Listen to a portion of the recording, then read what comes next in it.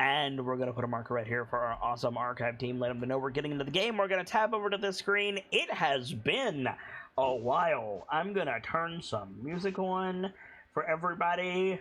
And we're just going to take a minute and talk about some stuff and some things. And why are all of my volumes all over the place? I'm not okay with that. Whatever. We're going to go here. And if you're just catching up with this, it's been a good few weeks in Meat Space since we've done this game. DK Valenthir, aka Sir Squeaky, our lieutenant, second in command of Valkyrie Squad, is not here. He's got to work late tonight, so hopefully wherever he is doing well. But we've got everybody else here, including a certain Starlight, which I'm very, very happy for. The problem is I don't remember where we left off. Did I mention that you guys are leveling up on camera? I know you guys have leveled up, but I don't remember if I said that you were going to level up or if I said that I don't have anything on my I've had the downtime things for the future travel all the way up to Baldur's Gate done, but I don't have my level up put in yet. So I think we were doing that on camera. Okay. You shouldn't have your stuff all the way to Baldur's Gate because we're not there yet. Okay, hang on. I said we're skipping ahead a little bit, but I didn't say we're skipping all the way to Baldur's Gate, my guy. Okay, then I misunderstood what you said, but I worked this out with you sitting there, so I got exactly what you gave me. Yeah, which was 3 days? I believe so. Okay. I think it was 4 days. 4 days. 4 days. Okay.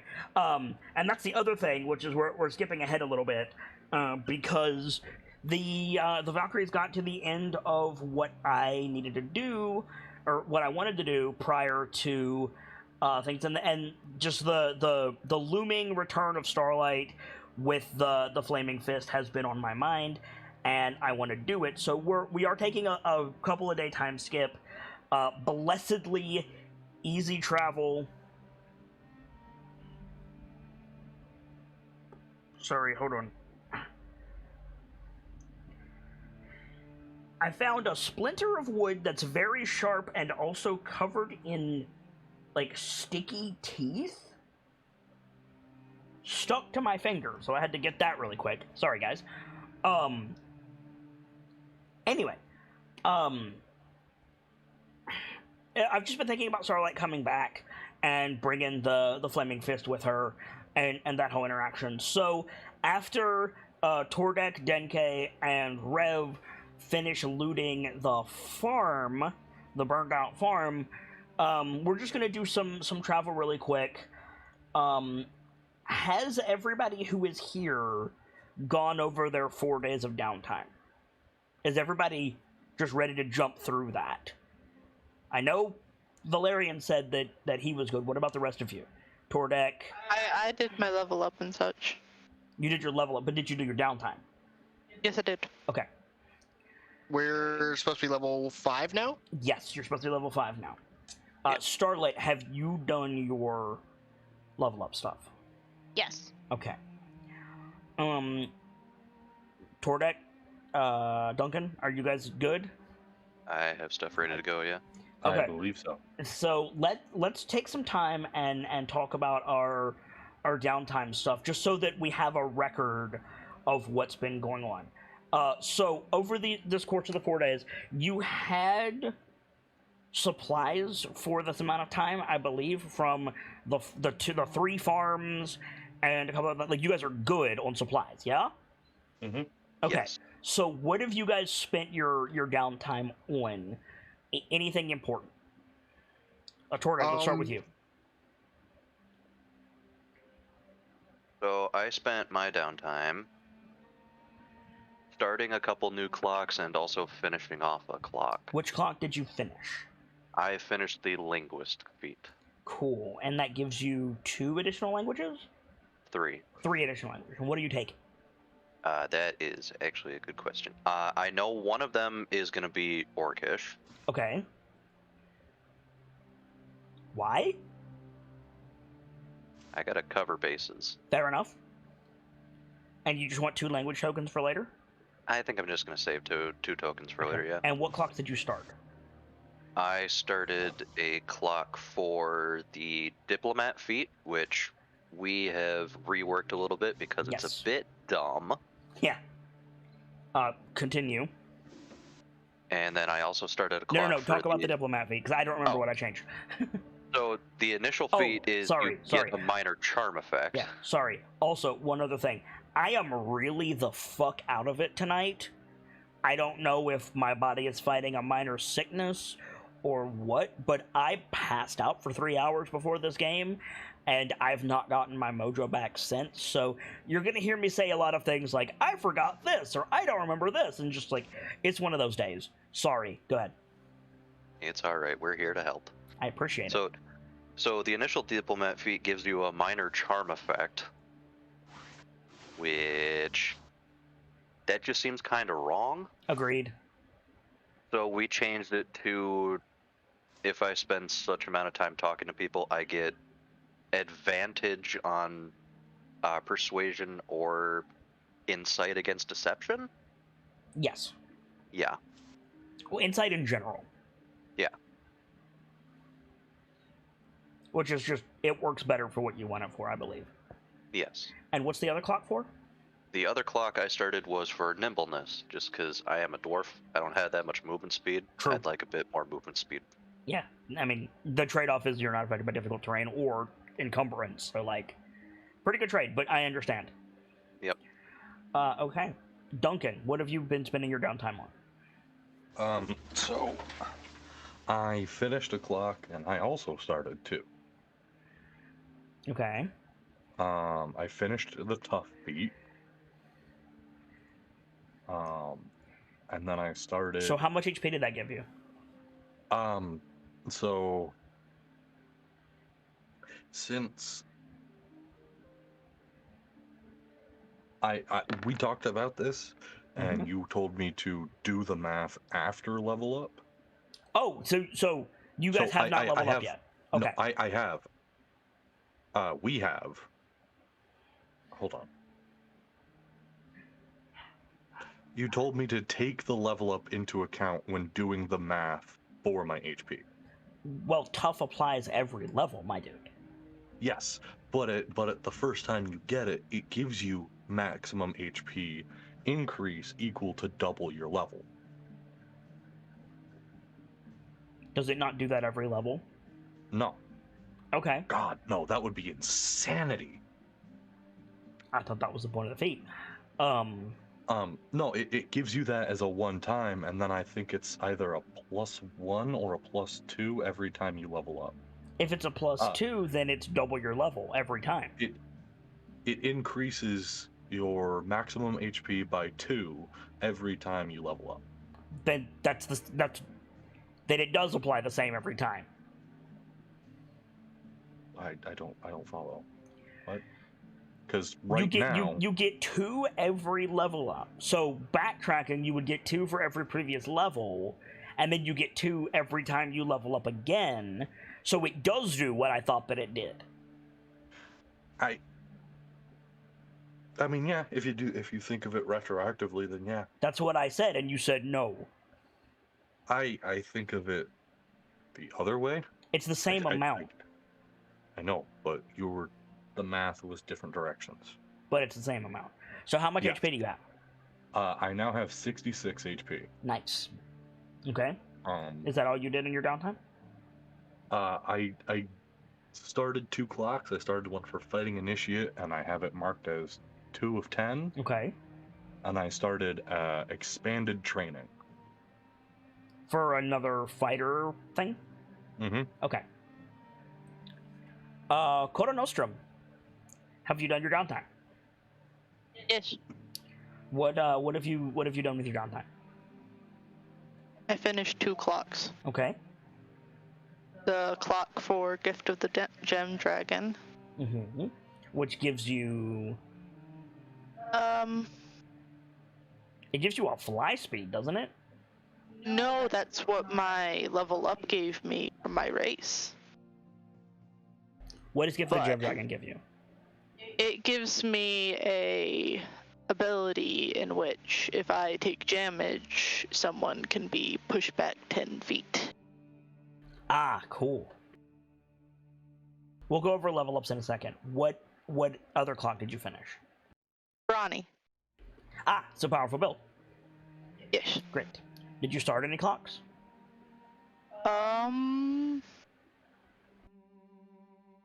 No. Okay. Rev? I worked on a few things because working on blueprints was what I was focusing on for most of that. Yeah, and building things. Yes. I haven't successfully built anything yet. I need materials. But one of them I put a point into Gunner, which is a feat Okay. that will permit me to basically close quarter shooters with just the gun. Okay. And ignoring loading, like being able to do it as I working on it, as I'm using it, the item. I'm halfway through making blueprints for clockwork. In order to Your mech. progress, yes, in order to progress that further, I'm going to have to disable it for an extended period of time. Mm-hmm. But you want to wait until you're somewhere safe to do that. Yes, absolutely. Or at the very least away from constantly needing it. And no, Gamzee, it was approved as is. It's not a free action reload, it's a bonus action reload. Normally it would be an action. Yeah. It's a bonus action reload, not a free action reload. Oh, okay. Well, I'll make a note of that. Yeah. Go ahead. I've got 2 other blueprints going on. Mm-hmm. Also, say things like that, Gamzee. Go ahead. I have 2 blueprints in the work. Aside from that are complete. The issue is Rev has intentions to use the best parts he can for it, which can be downsized upon. Yes. Which will affect the degree of success for the check. Correct, and the DC. Yes. Higher materials means the likelihood of success will be higher. And better quality item. Yes.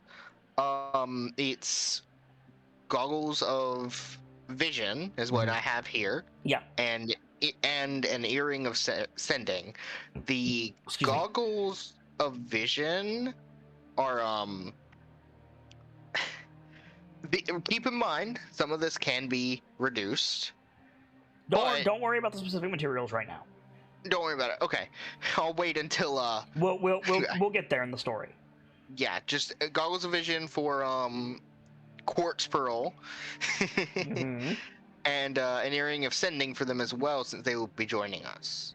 Yes. And that turns my attention to Starlight. Hello. I know that you've done your level up. Yes.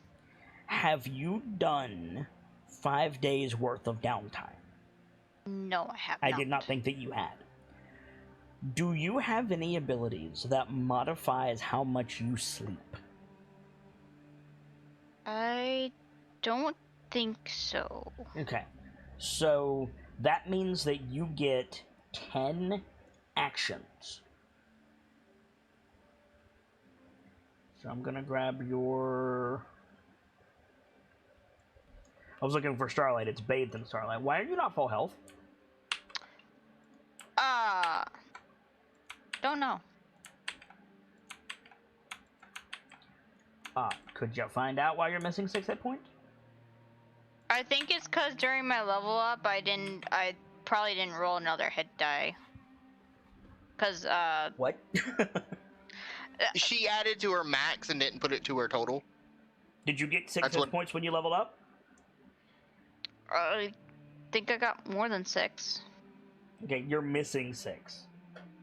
I honestly think it's just because I forgot that I had a long rest, Okay, and well- I forgot to roll my dice. It's been several days, so like minimum you would have yeah, healed this. Yeah, you're good. Yeah, it should be full. So I scrolled up and it does look like you got a 6 on it, but are you adding your con mod? My con mod is 0. Oh, okay. Or no, it's 1. Wait. Yes. Yeah, so I got 7. okay. Okay. You only have 34 hit points. Is that right? Mhm. Okay. That didn't come through. I only have 31, so So I should just make my thing full health. Yeah. So you're traveling Hold on. with Major Osaka Stormfang of the Flaming Fist, 20 men, and 3 carts of supplies. Mhm. But you have 5 days to cover. So you are not responsible for their horses, but you can help if you want. You can spend that time healing. You can hunt and forage if you want. You can help pitch break camp. You can help someone else heal. You can take watch, or you can find the path. You don't need to do any of these if you don't want to. Right. But then we get over to the green stuff, and this is like advancement. So where would you like to put your tokens? And I will talk you through anything.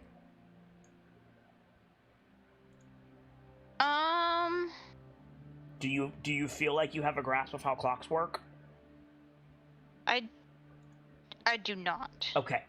So clocks are an easy way to say counters, right? Mhm. You start a clock that has a certain number of pie slices taken out of it, same as a counter.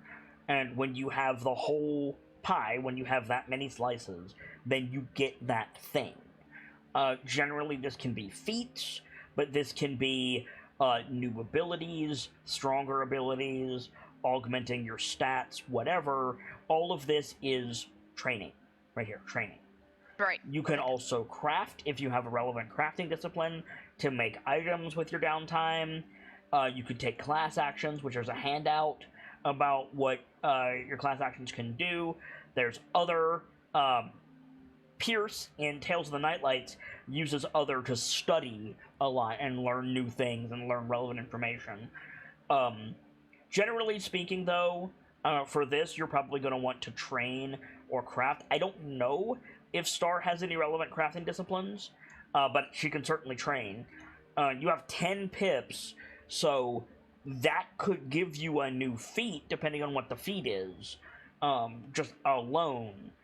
If you want to talk about like any ways that you would like to build Starlight or improve Starlight, any way that you think you're lacking, we could discuss that stuff. You can have as many active clocks as you want. You generally get 1 point for interest in that thing, and then if I say like, oh, that clock is 14 points, then you would be 1 of 14. And Val can show you how to put that on your sheet so you can just track it with a counter. Do you have access to Starlight Sheet, Valerian? I don't, but I can absolutely help her with it if you want to give me access to it. No problem. So what is something that you feel is lacking, the wolf? You have a clock already started. I do not. I don't think so, because she's not familiar with how clocks work. Mm-hmm. But this is your chance to catch up to the others. Right. What's something that you're interested in?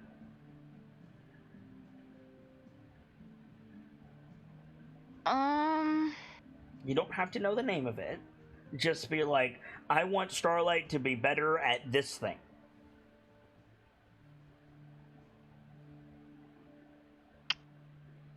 And don't misunderstand me. You will have a ton of these.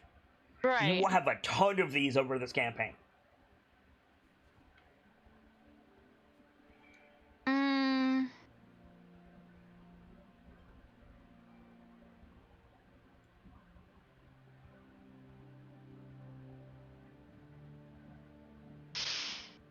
I'm trying to think. I don't know how to word the thing. Okay. Well, word it poorly and work backwards. One of the things I think Starlight is lacking is the... Go ahead. You're almost there.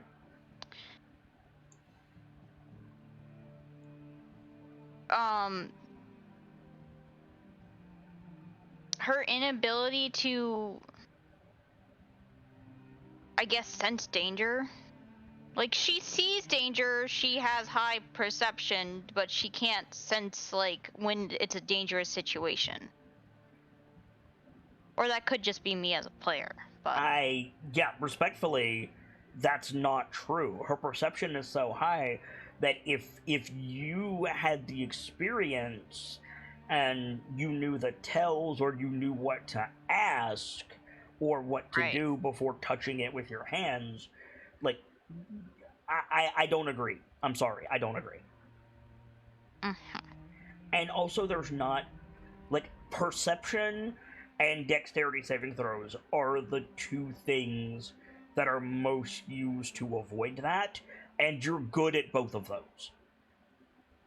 Right. Your perception, you have expertise in perception, and you have a feat that makes your passive perception better. It is as good as it can possibly get right now. It's just boiling down to whether or not you can interpret the danger, and that's a player thing. Which comes with experience, yeah. Yeah. I guess some type of, like, supernatural, like, knowing when there's danger type thing would be a magical ability, which you're not in a position to learn magic right now. Okay. And even then, I'm not inclined to give you something like that.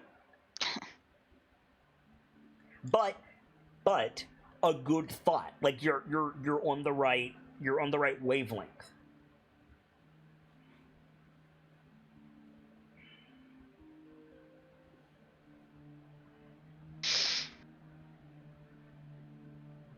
I guess another thing would be her bow skills, which is also really high for where she is. That is true. A thought, if I may. Yes. What's your survival at right now? Are you proficient? 7. Are you proficient? I do not believe so. Is there a check mark besides survival? Oh yeah, there is a check mark. But I'm not expertise. Okay, expertise and survival, more favored terrains. What's your nature at? Are you proficient with nature? Yes, but not expertise. Not expertise. That's something you could work on. You could work on crafting special arrows or restocking your arrows if you feel like you could improve your bow. You could look for materials to make a better bow. You could practice your stealth. You could go ahead. If I were to do something with nature and improve that, how would I go about that? Okay, completely valid. So you could spend this time. So I break down skill training in the same way that I break down tools training. So if you're proficient, you are journeyman level with that skill. Right. To get to expertise, you need to be expert level in that skill, which is 2 levels up. You need to go to advanced, and then you need to go to expertise. So that's 15 points, which you won't be able to do right now. Right. But you could get close with 10. As for fictionally, what you would do, it would be like taking more, like, obscure facts about plants and land structures and animals and, like, the things around you, and, like, taking the, like, basic survivalist knowledge that you have and expanding on it. And you're in a unique position with that because this lady, She is a master tracker. She is amazing at figuring out wildlife shit. She has expertise in survival and nature. When she's not falling off of Firefinger. Yeah, right. So, could I put 8 points into nature and 2 points into survival? Yes. So that would give you advanced. So make a note somewhere on your sheet that you have advanced level nature, and your 2 points into expert, which is 8, and then you would have 2 points into advanced survival of 7.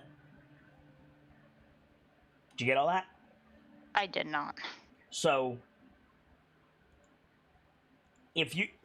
right now you are at journeyman. You're proficient in survival and nature. Mm-hmm. To get to expert, you can't jump straight to expert.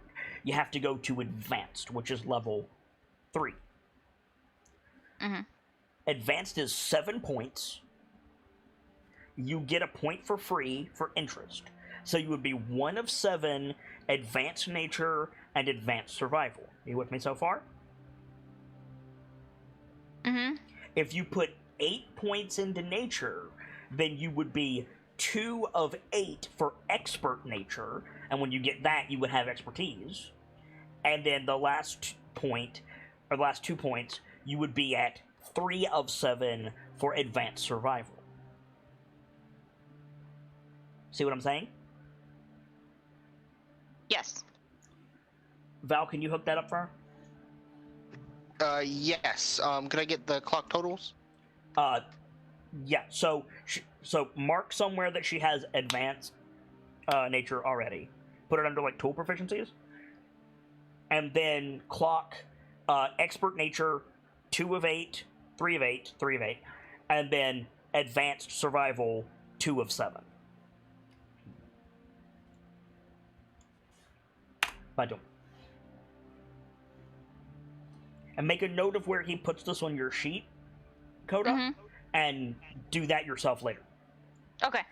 Anytime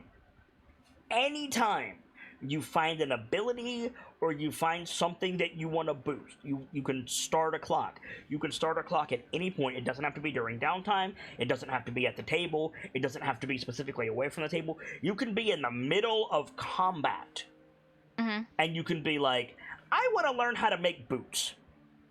And I'll be like, okay, let's start a clock. Like, you can just do that whenever. Apologize, Kit. Mm-hmm. I was pulling up their sheet. Mm-hmm. I'm ready to type them in. Can you run that by me one more time? I apologize. So, tool proficiencies, Starlight straight up has advanced nature. And then clocks-wise, 3 of 8 expert nature, and 2 of 7 advanced survival. Okay, 2 of 7 advanced survival. What was the other? 3 of 8 expert nature.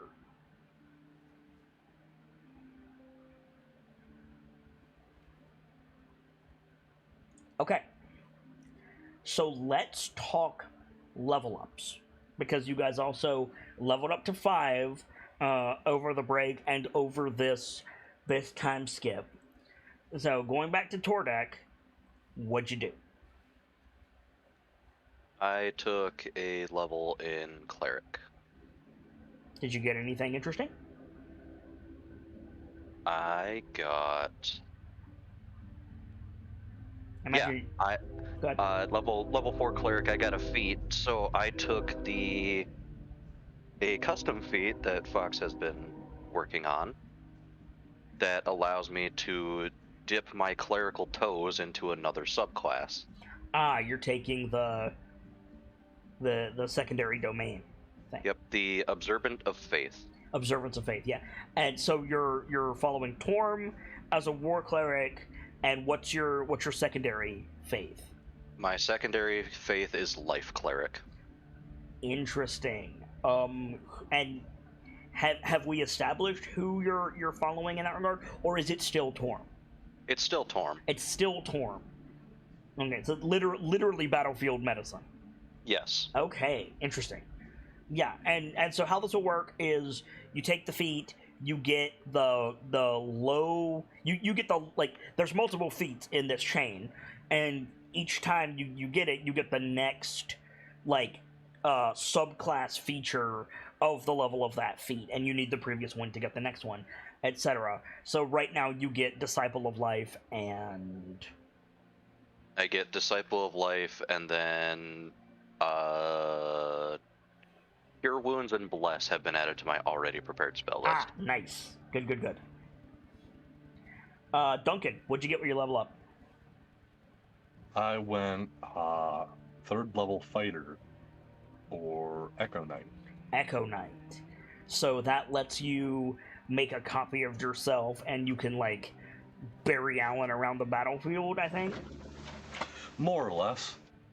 It's like Shadow Clone no Jutsu. Okay. Interesting. I will need the specifics of its, like, stats and stuff. I'm not overly familiar with Echo Knight. Later, I don't need it right now, but definitely something that we can go over. Get anything else cool?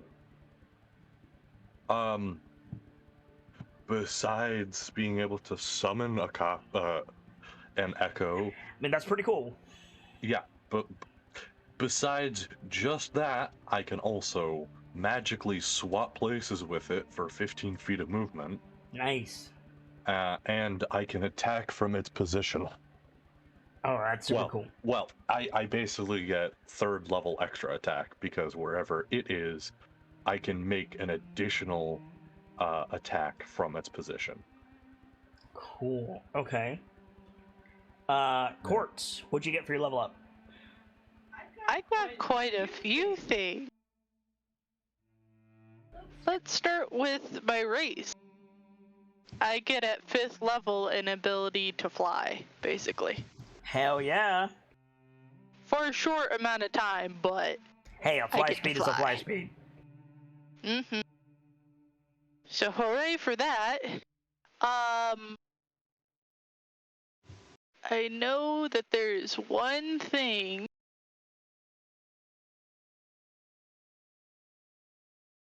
One second, I have to find it again. I'm so sorry. I can't seem to find it.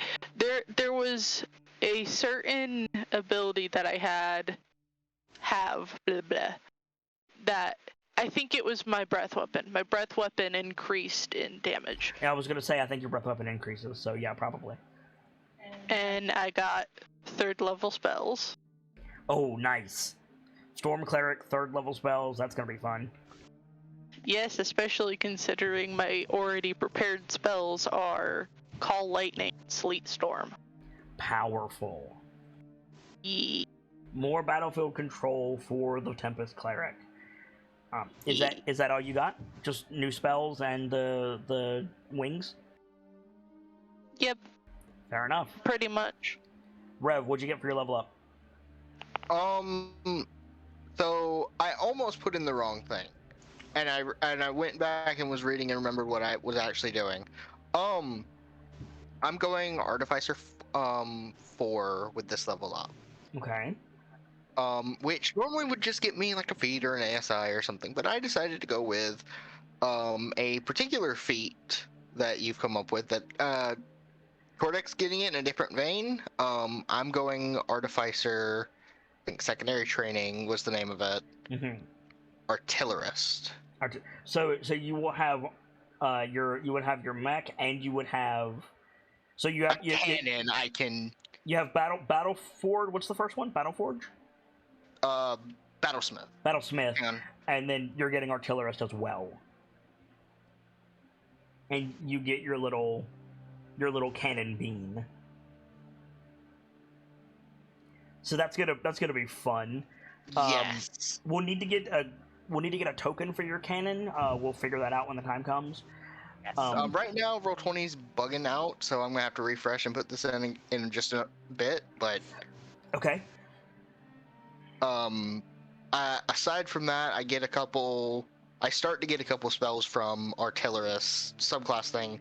One of them is Thunder Wave. Now, here's an interesting thing about the fact that I'm playing a Kenku. I have to get the verbal components from someone else with them channeling magic through it. Yes. So even though I have access to that spell, I cannot cast it until I witness someone else casting it. Which means it is doubly important that you write down anything a spellcaster does in your presence, because you may get that ability later.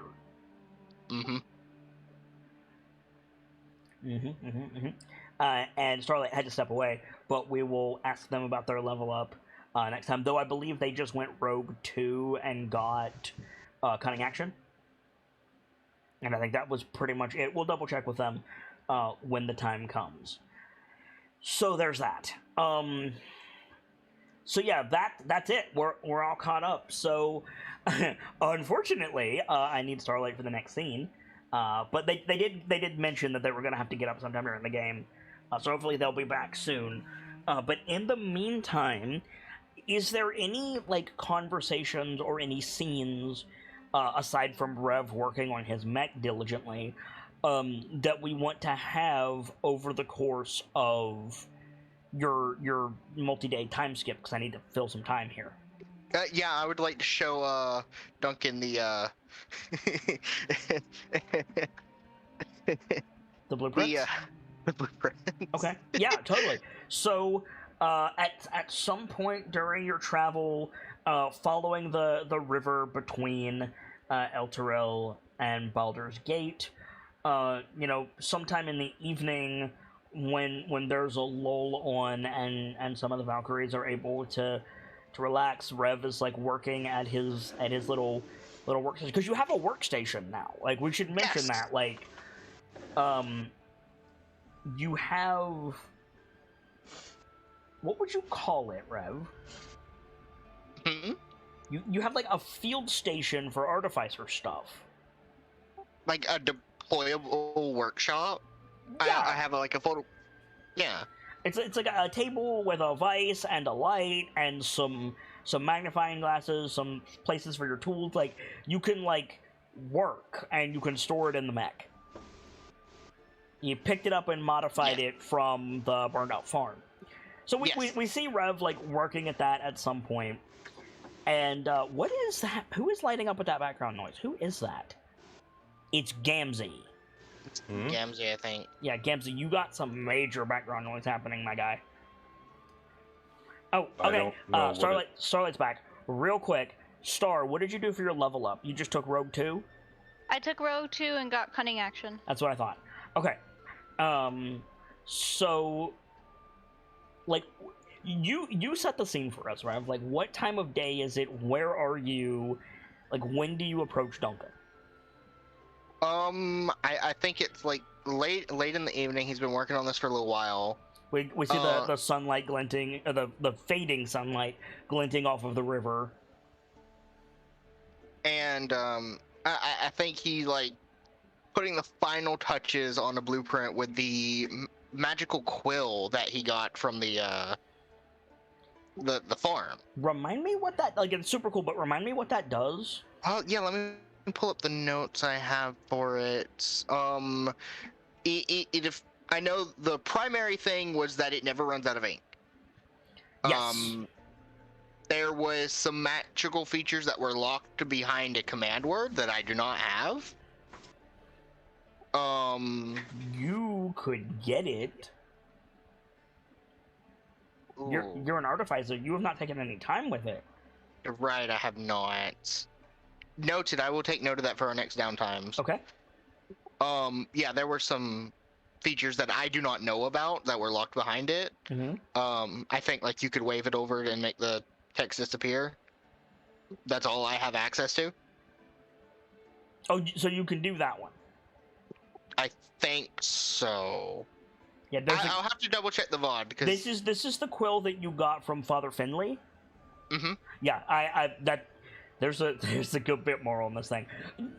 Okay. Like, point of order, Father Finley was stacked with clerical magic items. Like you guys came out of that chapel, and I believe Cookie straight up said, like, this guy had a lot. Like, Yeah, this man was rocking. remind me, did you take the blessing bowl?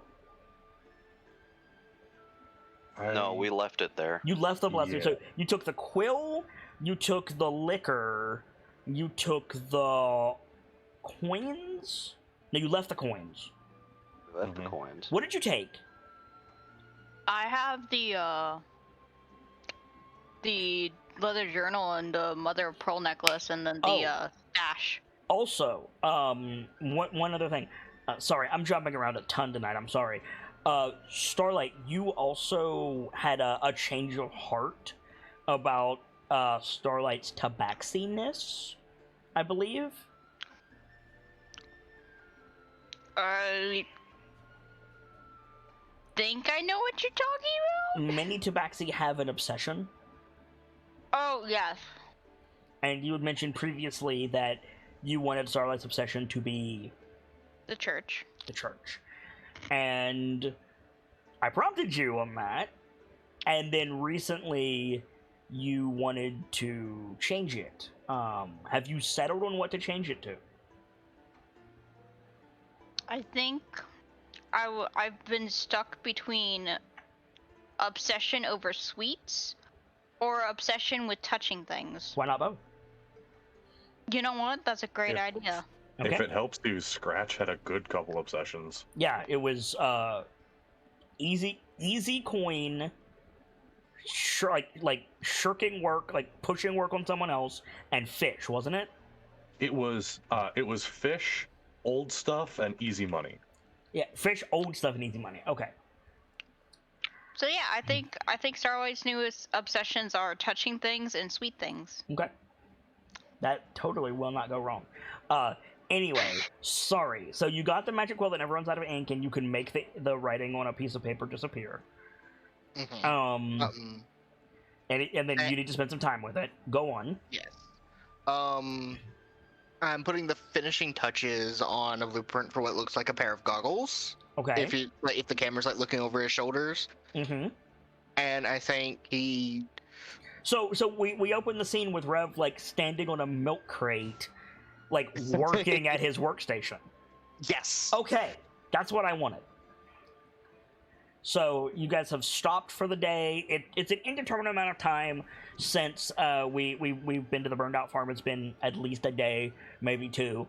You guys are camping for the night, resting by the river, and Rev is working at his workbench, which he's been spending a lot of time there, which, you know, just to clarify, Captain Reeves, are you cool with him doing engineer shit instead of, like, being on patrol? If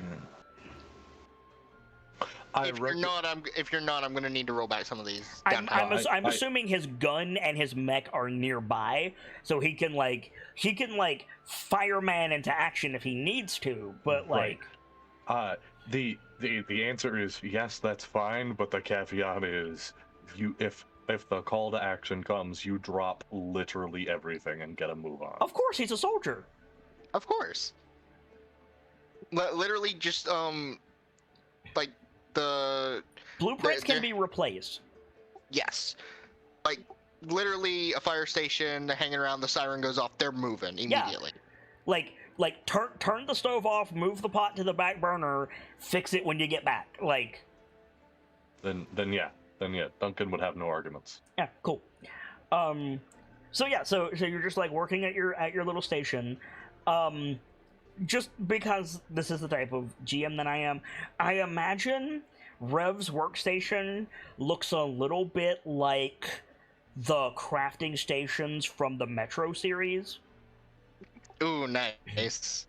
I know I said Rev standing on a milk crate. That's not a thing, but it's a perfect mental image. I mean, they're not going to be a thing way out here. I mean, he's standing. You're gonna tell me someplace like Waterdeep or Baldur's Gate wouldn't have like luxury little crates for milk delivery? Not made of plastic, not the cross-hatched plastic crates that Oh. we know of. No. I thought you were talking about wooden crates. No, well, no. the cross-hatched plastic crates are literally called milk crates. That's what they're called. I had the mental image of Rev goes to step off of it and it turns out from underneath his feet. I'm sorry. Yeah, absolutely. Like, he gets excited about a thing, and, like, grabs the blueprints, turns around, the thing shifts, and make a deck save. Oh, God. Yeah, see, I've been working in fast food so long, those have stopped being milk crates, and now those are Pepsi crates. I mean, Pepsi's not a thing in Toril, but I get your point. Sheet's loading. Give me just a sec. Yep. Starlight, don't get excited about that thing backstage. The answer is no. Make sure you're rolling your characters. That wasn't the thing I was yelling about. Oh, well then, by all means, continue yelling. So yeah, like, it turns over, and you, like, hit, and then, like, pivot, but you manage to stay on your feet. And where's Duncan at the moment? Yeah, I imagine he's informed everybody where he's going to be. Yeah, like nearby, like, you guys are settling in for the evening. Yeah. And for the record, like, even though we're time skipping and it's been peaceful, like, this still sucks. It's days of hard grinding, it's overworking everyone. Like, you're still, like, bogged down and tired. But anyway. Yeah. I think, like, Rev, like, bounds over, just kind of weaving in between people's legs and stuff, because this place is crowded. Yes, so, well, the Valkyries that are not on watch have been removed a little bit from everybody every time. Yeah. It's just good practice because they're watching the valuable shit. Mm-hmm. So yeah, so Duncan, you're just like having food with probably with Rhea, maybe Calendria, just like around the fire, and Rev comes running over to you with a couple of blueprints. Got something new there, Rev. He nods quickly and goes, I need to get this right in Denke's voice. Mm-hmm. I have the report for you. Rhea smirks at you and she says, I think you might like this, Captain.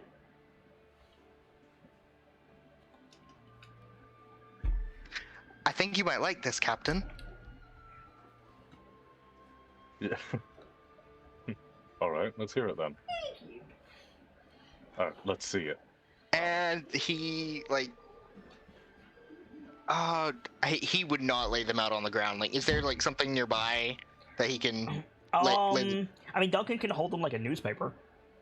Yeah, and he'll, like, he'll pass over the two blueprints he has. Rhea and Calendria scooch closer from either side. This... Which one do you open first? Do you open the goggles of vision or the earrings of sending? Oh, we'll pop open the goggles. Okay, what was your roll on this one, Rev? Oh, God, hang on. I did ask you to make a note of it. I remember it was good. Yeah, I do too, but I still need to know. I gotta scroll up. It's backstage because I took screenshots of it and moved it over. Okay. Give me just a sec. So, in the I also agree that it was good. So, Rhea looks at them, kind of like, looks at Rev, looks at them, and then scoots away from Duncan, muttering something like, it'll be a while before I can read that.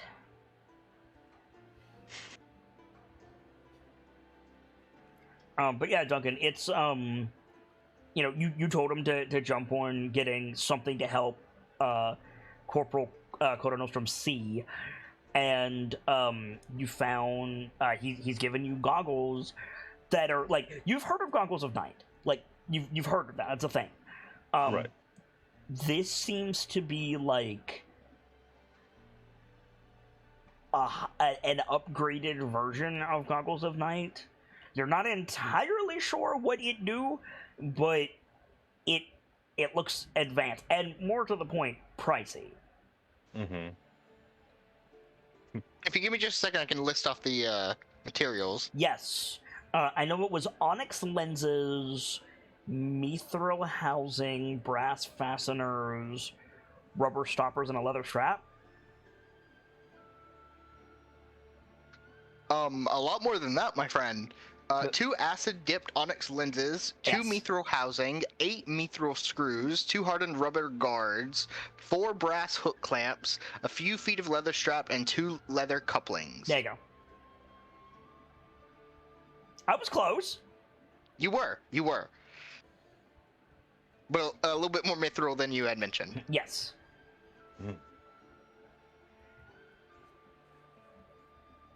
Well then. As Torvald would say, Boro Morodir, you're asking for the Thane's bounty. Let's see what line I have for that. Rhea, is it fair to say, because Rhea's been feeding you lines, is it fair to say that Rhea, has gotten pretty good at reading your body language? Rev? Yeah, Okay. I would say so. So I'm gonna roll this. Okay, so yes, she got a 22 on her insight. Like Okay. you're looking through your list. What does Rev want to say to that? It's I don't have exact words to it, but it's kind of like it's pricey, but like I'm doing what you asked of me. Like Yeah. So while Rev is like fidgeting, Rhea says, "Not a cent more than I require, Captain." And Duncan, she's been doing this for the last couple of days. She's been just like speaking for Rev. Probably gotten used to it by now. and Rev will immediately go, "Not a cent more than I require, Captain." I don't doubt it, I'm just surprised. Though, I suppose I'm always surprised by the requirements of stuff like this. It's far beyond my ability to understand. And to be clear, Rev, this is per attempt. You still have to like artifice it. Yeah. I think like at Duncan's kind of grumbling over it, looking at it.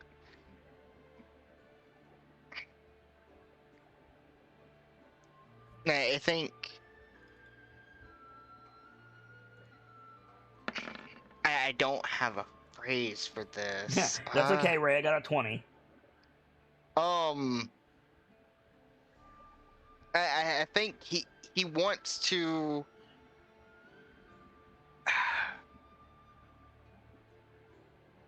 effectively go, okay, how can I make it more okay, feasible? Yeah. So, as Rev, Rhea says, "What requires modification?" And then, as Rhea, she says,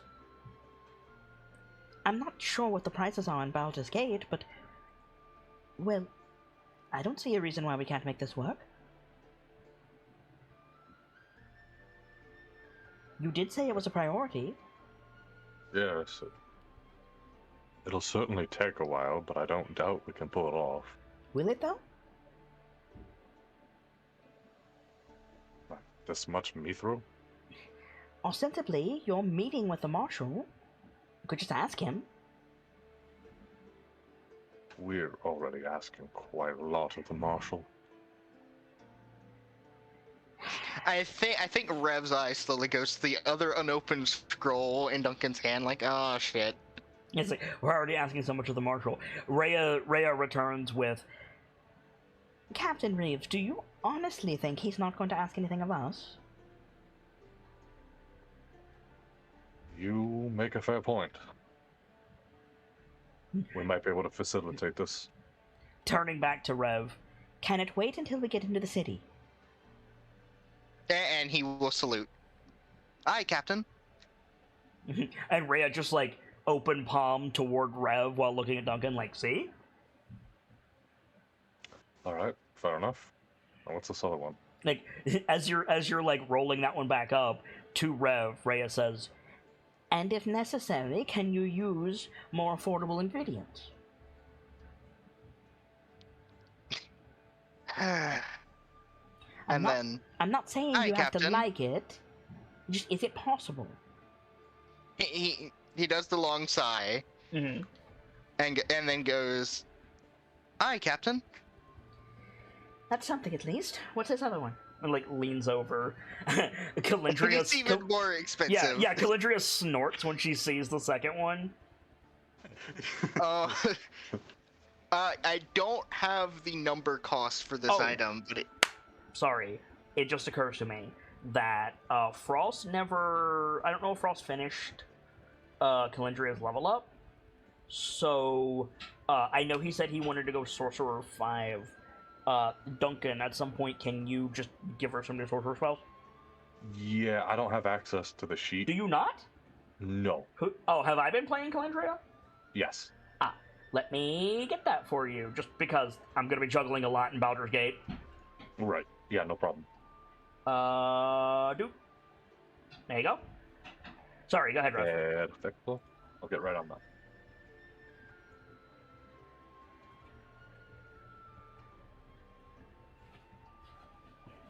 give me just a sec. I'm getting something.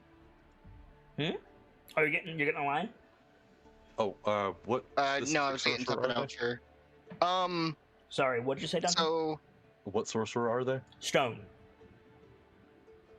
I was not given a gold cost for this item, but based on the name of the item, it's probably gonna be a little pricey.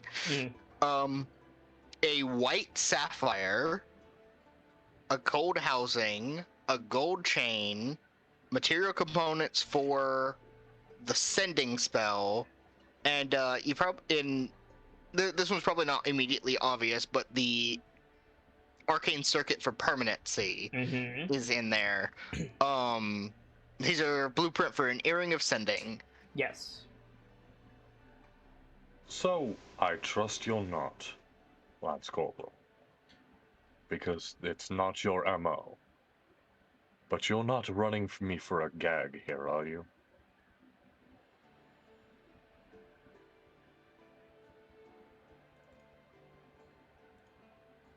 Hello? You with us, Rev? I think he had to get up. He may have been suddenly summoned. Maybe. So Rhea and Calendria are looking over the blueprints. Rhea's trying to make sense of them. And as an aside, she says, "What about the quartz pearl when it comes to the sapphire?" She knows rocks, stones, gems, crystals. It's true, but sapphire is a rather rare one. You think she'd have one? Sapphires are found in bodies of water. Gestures at the river. I suppose that's true.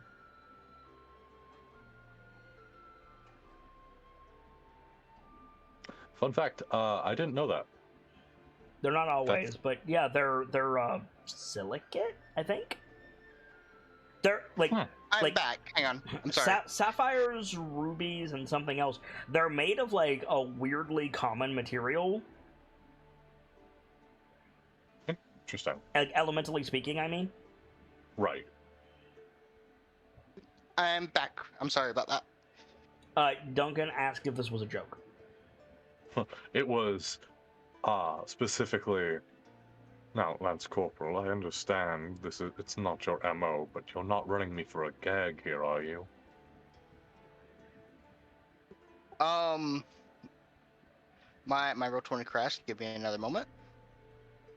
Hate it when that happens. Yeah, I know. Is this a recipe I can dumb down? An earring of sending is a high ask. Yeah. I'm not sure if that was a yeah to the high ask or dumbing it down. It's a high ask. I think Rev goes. That was a bad side. That's on me. But follows it with, not a cent more than I require, Captain. All right. Oh, ow. Does Oh, it- fuck. Does it have to be a specific kind of gold, Corporal?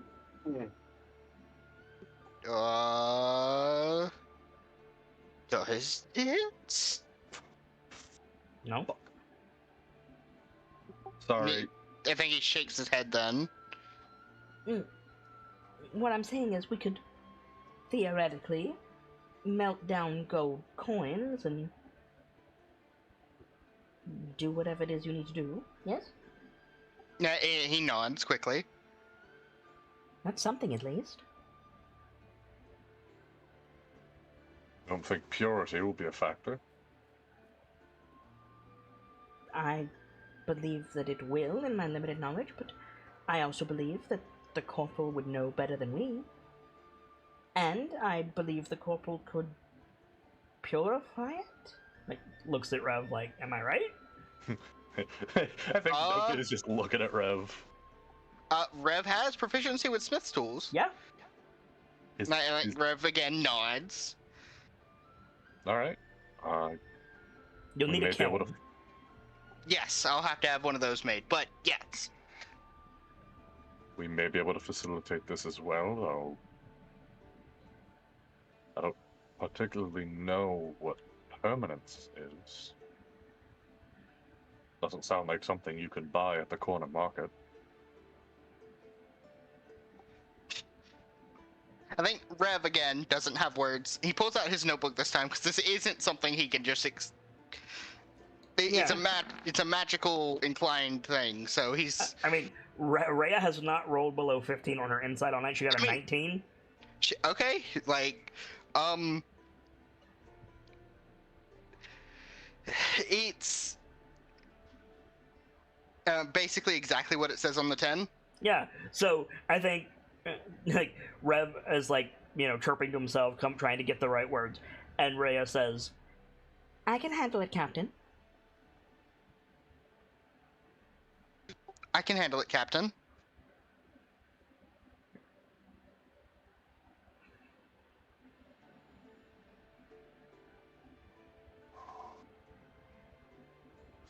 Sorry, fiddling with my audio.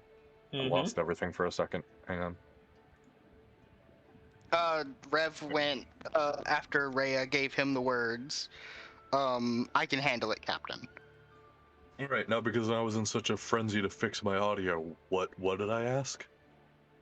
Or what did I say? You said, like, I don't know where to get the permanency thing, and Rev through Rhea said, I got it. All right. I believe that. You haven't failed us yet, Lance Corporal.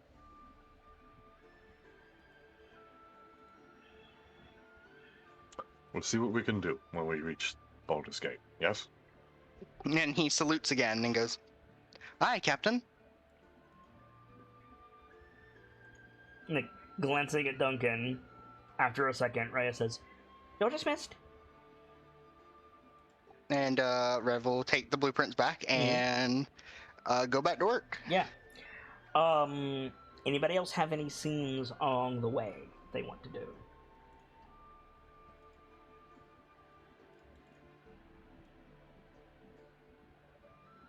Not that I can think of. Okay. So, a couple of days later, who is in front? Probably Duncan? I'd think so. Duncan and whom? Who's in the front with Duncan?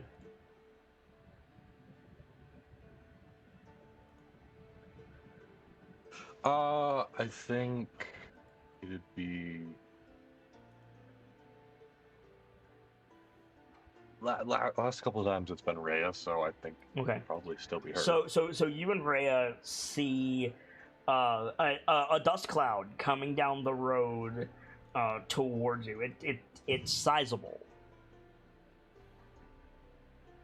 And you see Rhea tense beside you, Duncan, but she doesn't say anything right away. Waiting to see how you react. And apparently the answer is background noise. Yeah, I don't know what is going on. There's a lot of stopping up going on. It's very rhythmic. It's like doo doo doo doo, like if like a printer is going. Oh, I think they're playing with the dog. Hmm. That would make sense. Okay. I think first of all, Duncan's gonna call for a stop. Okay. In the time it takes for the convoy to come to a stop, you see several armed and armored figures. Their metal armor glinting in the sunlight, flanking 3 carts coming up the road. And on each side of the carts, every like 3rd rider, there's a huge like banner with the flaming fist symbol on it.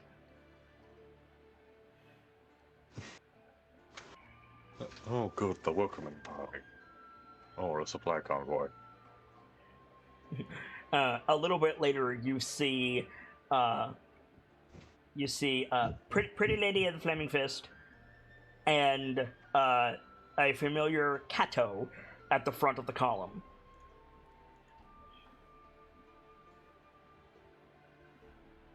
She's also she is also the Lance Corporal, isn't she? Yes. Got a lot of corporals in your party. Yeah, we do. Oh boy. Yeah, I think after like a little bit, enough that like I can now recognize the cat, and then the cat can now hear me if I shout. Open all channels, or open the channel to everyone. The Lance Corporal's returned with some friends. Welcome back. So the woman with Starlight like throws her hand up in the air, and you hear, like, in the same way that you do it, but with more soldiers, you hear everybody going down the line of calling, like down the line of carts rather, like calling for a stop. And then she and Starlight like bridge the gap between the two of you. And the woman salutes. She does not salute in the same way that you do. I don't know what the Hellrider salute is. You can tell me. But the salute that the woman does is a closed fist, right fist to the left shoulder. So she salutes. And she says, Major Azaka Stormfang, personal aide to Marshal Oscar Holderheck, at your service. Captain Duncan Reeves, leader of Valkyrie Squad. You're a long way from home, Captain. Probably a lot longer than I think. Or than we think. But not quite all the way to Baldur's Gate, I think. Are you hungry?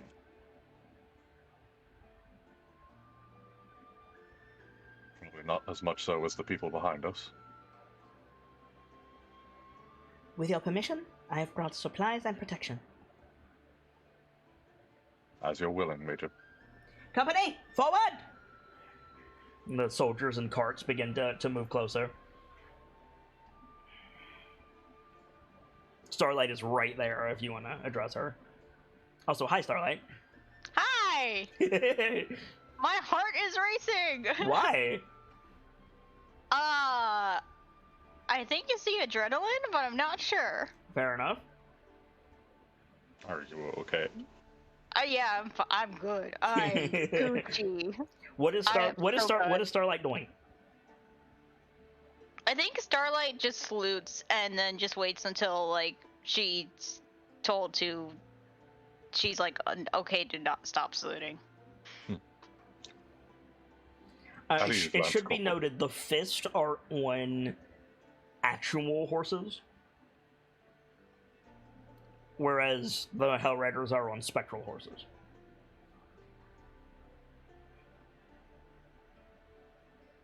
Duncan, the floor is yours. Anybody who use wants to Lance be riding up to meet them by now can do so, by the way. How do you use Lance Corporal? And she relaxes. So I presume the opening talks were successful. Yes. Not It- entirely. Hmm. You want this now?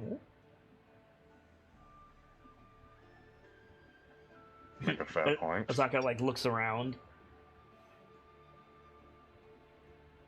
You make a fair point. These people have, frankly, heard enough, seen enough to last them a lifetime. Best to save them what we can. To spare them what we can. We are working to set up camps beyond the city walls. That's the best we can offer right now. I will fully debrief you at a convenient moment. I appreciate it. Rev. Rev. Cool. Perfect. Paging Kenku. Yeah, right. Perfect timing. Who's riding forward, if anyone? Oh, I am for sure. Okay. Probably Quartz as well. Okay. Are you riding up together? I don't see why not. Okay. Probably. The Fist are like they're wearing helmets, but like the dudes that are with Azaka, they're wearing the helmets with the open faceplates. They are eyeing Quartz and whispering to each other as you ride past them, but you ride past like 8 dudes to get up to the front. You get up there, Azaka salutes you. Salute. She doesn't address you. She's talking to the captain. But she does acknowledge you. Unless you say something. Not going to. How has your pace been, Captain? Slow, but manageable. For a group this size, we've had to keep it slow so no one could fall too far behind. With that in mind, you're a few days outside the city yet. It'll still be hard going, I'm afraid. I could only spare 20 men. 21 if you count me. Well, with the supplies you've brought, I'm sure no one here is unwilling or going to be unable to make it. We appreciate it greatly. The Marshal is doing what he can in the meantime. But we can't count on much more support until we get into the city limits. As I understand it, he's already facing difficulties from the other... What are they called? Councillors. Councillors, yes. How did I you have hear a- of that? I have You a are sibling. correct, but I have a sibling who recently left Baldur's Gate. she nods. We encountered him along the way, and he gave me a rather substantial bit of information. As you can imagine, Baldur's Gate still has its own problems. But we Of will course. do what we can within the bounds of what is permissible from the Marshal. It will be up to you to convince the rest of the Council. That should be doable. I mean no disrespect, Captain. Great men have tried and failed. And I mean with equal respect, Major. You've never seen anyone like Valkyrie Squad. I believe that there is only 2, 3... Like, Calendria is coming up at this point as this Denke. 7 of you. Rhea says, I'm not Valkyrie Squad, technically. 6 of you. More or less, yes. But there's so many people. It's a wonder you made it this far. Like I said, there's no one quite like us. We will offer what support we can. I would ask that you allow matters of discipline among the Fist to be brought to me. Of course. I mean no disrespect, Major. I understand the Fist's past, and you should understand now most of Valkyrie Squad is inhuman. Azaka, like, takes a slow breath through the corners of her mouth. You see her, like, moving her tongue over her teeth. Leave matters of discipline to me, Captain, and there won't be any issues.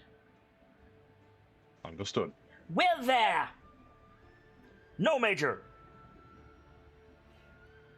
She gives you a look like, see? Puts me at ease. Thank you. I have no tolerance for such things, nor does the Marshal.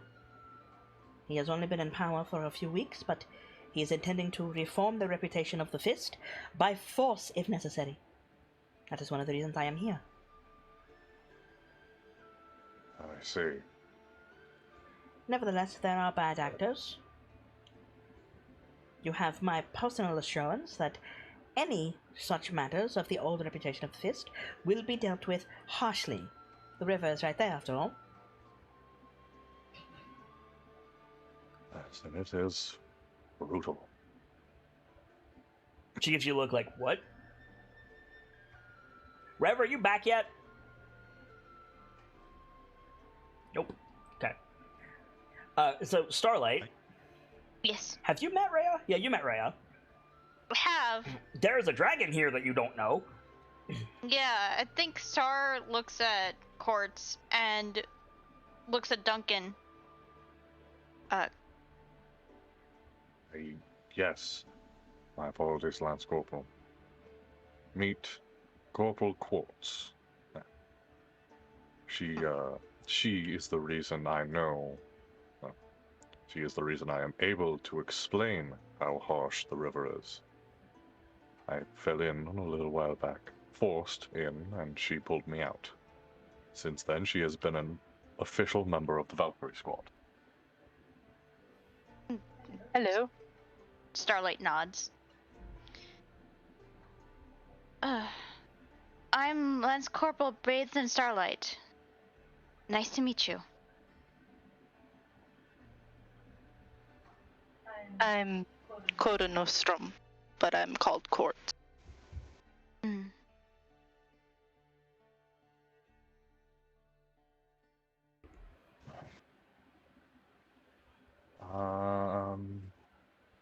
Buck.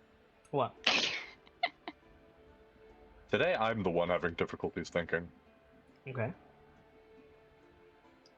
Oh. For what it's worth, Major, I am Captain Rhea Mantlemorn. I have no official squad.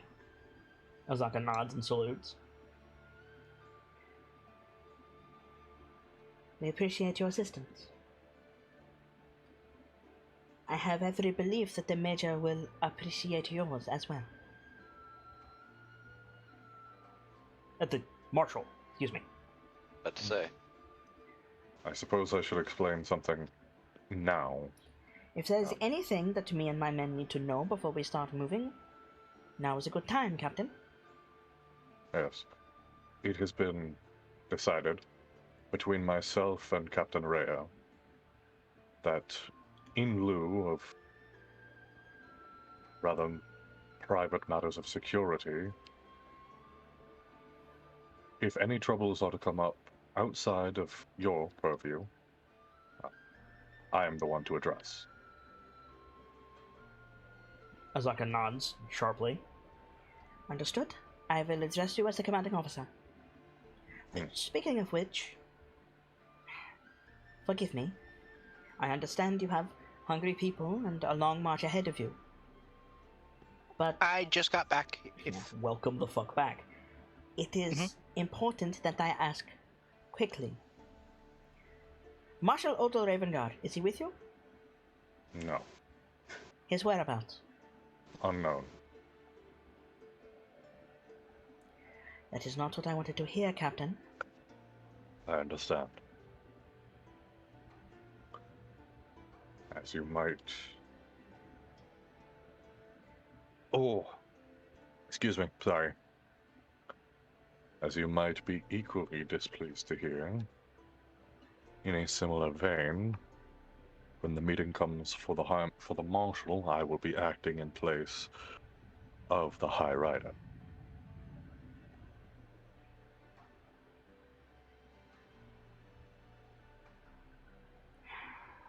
I see. Do you have the remains of any of these officials? Have they been interred already? They have not. They have been missing. If That I'm is frank not with what you, I want to hear, Captain. If I'm frank with you, Major, one of the few things I can say without worry of the people hearing. I'm gonna stop Because you they- right there. Rhea cuts in. She says, "We don't believe Eltur has been destroyed." Asaka, like, blinks a few times. Yes, thank you, Captain. You weren't getting to the point. No, What do you mean Elturel has not been destroyed? Your corporal said there was, well, a conflagration. the companion, the second sun that sat over Elturel. It fell. And burned the city away. We don't believe so, frankly. Aye. We are not sure what happened or where the city is, but there's a drawing feeling that nags us to believe that there is a likelihood that the city has not been destroyed. We will not discuss this further outside the Marshal's presence. Of course. Are we moving? Aye. Very well. Fall in, circle formation!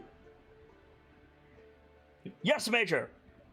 Azaka, like, moves to ride off, and everybody at the front hears, Major Stormfang! He's like, whips around. Rev, you've got, like, 6 flaming fists around your mech with swords out. ah, fuck. Am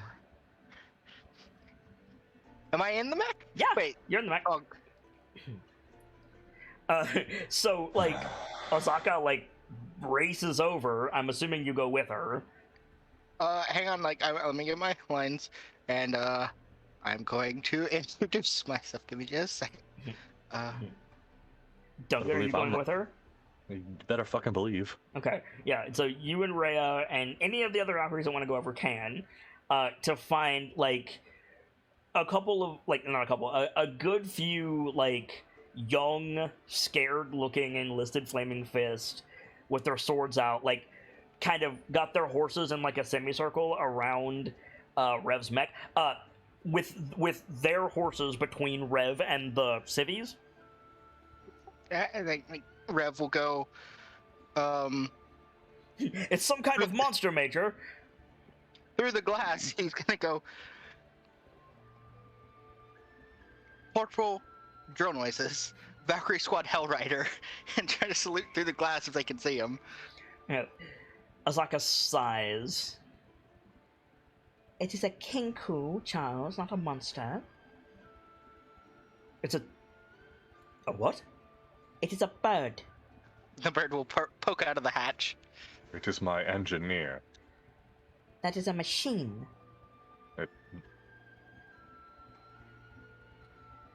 Kenku. Quietly, so that only Duncan can hear her, Azaka goes, recruits. he does that like little subtle nod, like yeah. You said be alert for danger, ma'am. I said to be alert for danger, not our associates. But it's a spider. It's a machine. And you are a fool. Get in line. Now.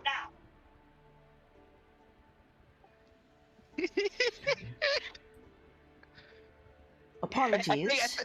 I think Rev salutes to her. Yeah, she nods to Duncan. She says, "Apologies, Captain, and apologies." Did you say you were a corporal? I said Lance Corporal. Yes, I know. Did I? But Azaka didn't catch it.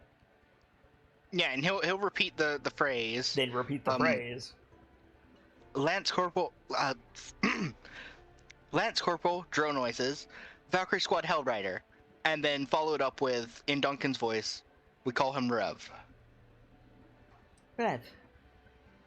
Are you well? Yeah, he nods. I apologize for my men. Do I have... Alright, lads. She nods. You are late for the introductions. I am Major Azaka Stormfang, personal aide to Grand Marshal Oscar Holderheck.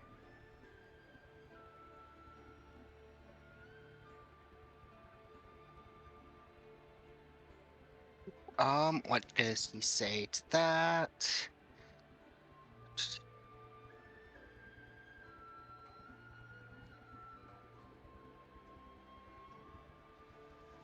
Like, best behavior, like, this is the time to be best behavior.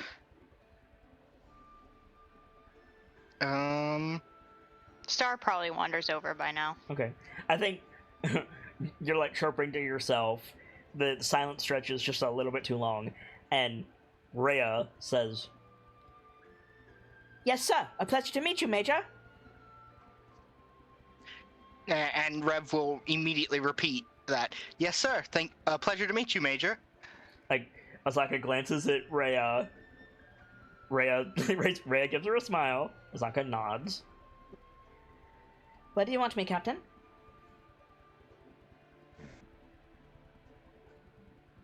If it suits you, you can man the front with myself and the captain. As you like. Though, I expected you would want the corporal there with you. Like gesturing at Starlight. Wait. Yeah. I can keep an eye on the cart, if it would be easier.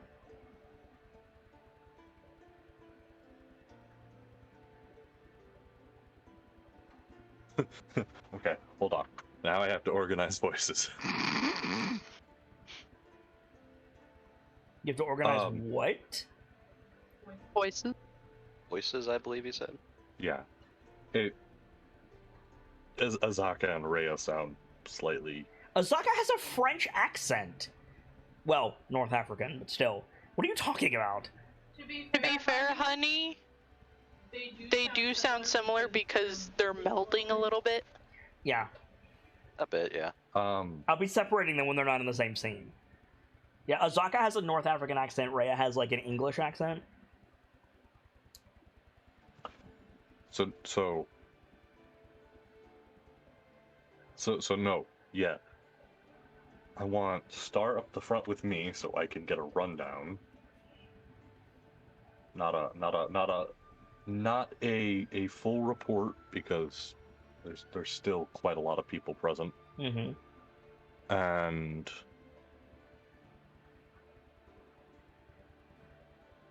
which one was offering to watch the cart? Azaka. Azaka. Yeah, like Rhea is going to be in the front with you. Azaka's like, where do Yes. you want me? Yes. Okay. Watching over the carts. That would be Okay. good. Yes. So Oh, Azaka alright. nods and raises her voice again. She says, "Carts in back! Soldiers to arms! Be ready to move!" And she rides off, leaving basically all the Valkyrie squad there together and Rhea.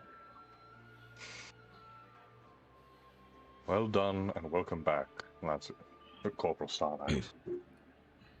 It's good to be back. You'll have plenty of time to rest because we have no intentions of sending you off again like that anytime soon. I suppose this is the part where I apologize.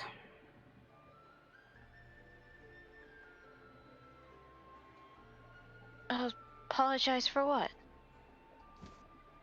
I learned the hard way that it's not advisable to separate Valkyrie Squad.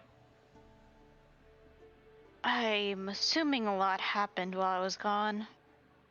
You could say that. But just a bit of walking.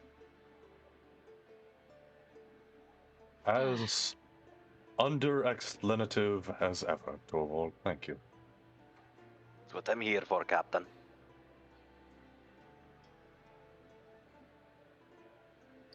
Take your positions, I believe we want to move. So good. I likely only know part of it.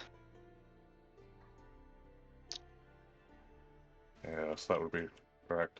I'll fill you in later once you've given me your report. For now, Starlight nods. For now, we'll be leading the front, and you'll give me a basic rundown, keeping out any details the public doesn't need. So you Yes, guys sir. take your positions again. Rhea, Duncan, and Starlight in the front. The column starts moving. None of you are now without a flaming fist soldier within sight of you. Like, there is now a ring around the civilians, which is pretty good. Have a lot more Nice. protection now. I mean, it's still like 30 people to 1,200, but it's better than 8. It's better than 8. Yeah. It's so much infinitely better than 8. So, Starlight, Duncan, the floor is yours. Right, so you heard my parameters. As little detail as the public doesn't need. Oh.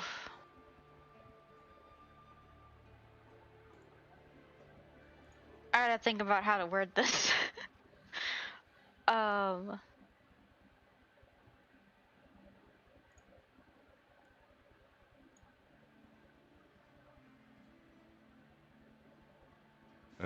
It's not too much trouble. Take your time, but don't we can't sit in silence. You know what I'm saying?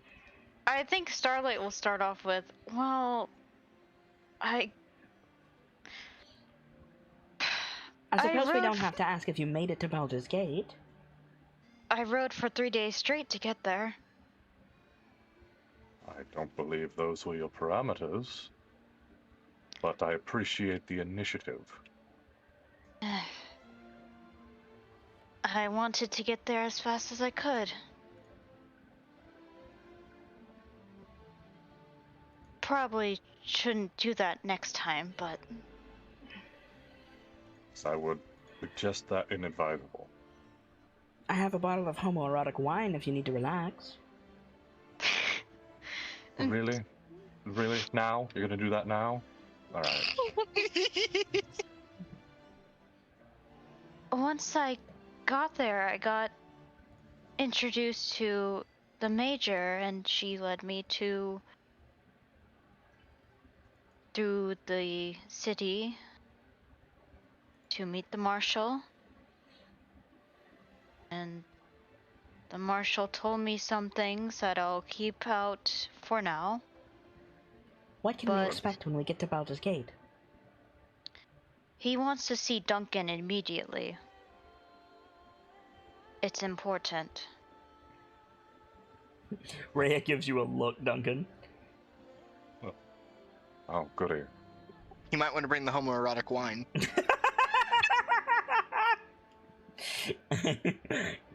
I can't Kalashite fry that bird, but I will Kalashite fry you, Valerian. Anyway.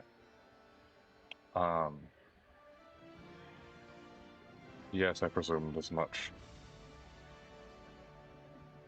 Mm, Can only guess they want to, shall we say,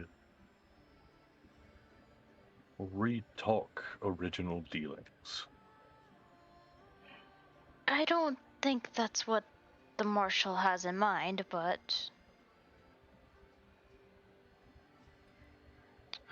I'd rather not say with a lot of people. Reasonable. I think you guys are talking alone. We still have the civvies behind us. Yeah, they're talking alone, but they're at the head of the column. Ah, gotcha. Dude, there's an army of civilians. People are nosy. Ah, gotcha. People are nosy, just like in real life. Do we have a place for these people to go, Corporal? The marshal said he was setting up camps, but they aren't allowed within the city walls. It gets pretty, hard from there. That's going to make things difficult. But he's doing what he can.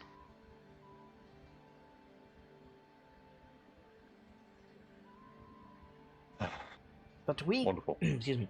But we can come and go from the city walls, right? As long as the major is with us, I believe that is true. That's something. We can resupply, get some rest, have a bath. Hopefully begin work on getting the supplies the Lance Corporal has requested.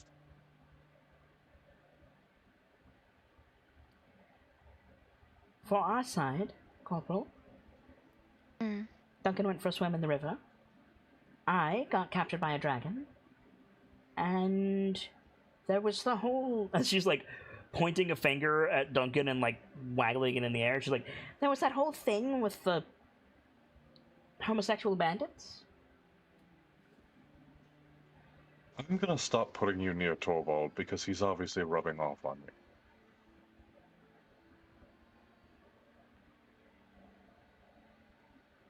Point being...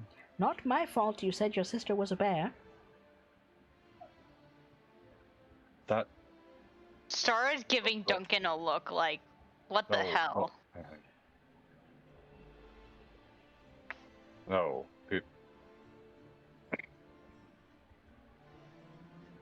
As the captain has described, we had several skirmishes along our route, and at one point I attempted to make a deal so that we would have additional aid in exchange for, well, I'll put it frankly, overlooking some crimes temporarily.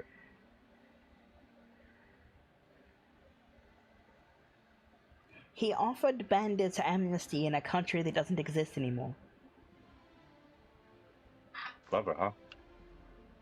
Foolish. No wonder they gave you a bottle of wine. You haven't complained, have you? I haven't drank it yet. So I'm still right. I'm trying to remember what the name of the thing that you guys first fought as soon as I left. Knowles. Knowles, right? Thank you. Mm-hmm. Starlight's gonna speak up. Did you guys happen to encounter the Knowles? We encountered them, all right. Rev almost died. I saw the carnage from, well... A further encounter someone else had, I presume. She nods. Yes. We later ran across that and took what supplies we could from it. The engineer nearly died, as did I. His was heroism, mine was stupidity. Hence the promotion. Such that is.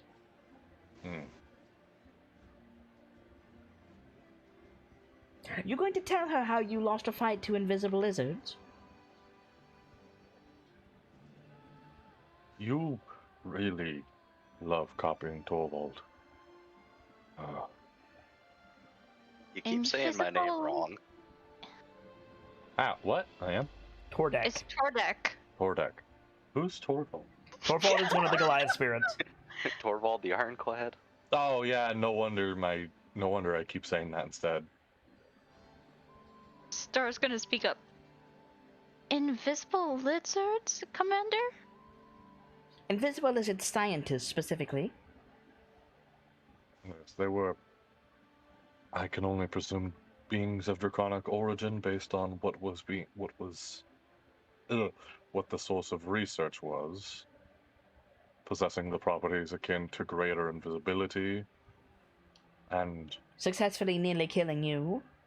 yes, they Successfully had nearly killing me.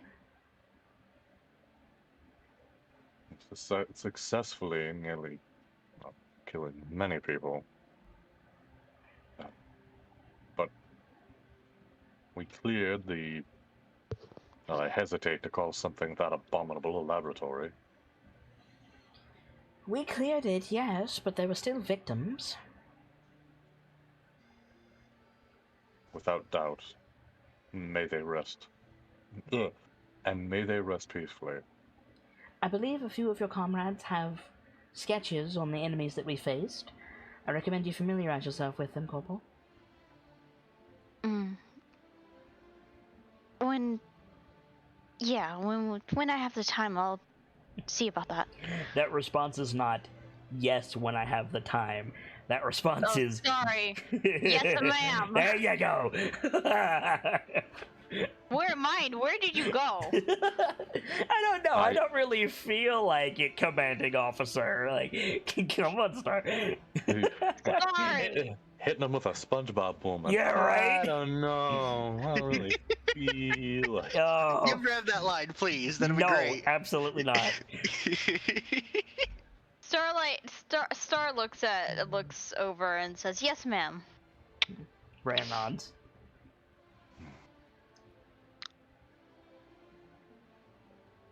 Other than that, things have been as uneventful as one would expect given our circumstances. We are a few days outside of Baldur's Gate yet. Hopefully, things continue to be boring. Now, if the world decides to throw us another curveball in this unreasonable game, we have additional backup. I haven't had any issues so far. I haven't had any issues so far. Crack of thunder, it begins to rain. Christ!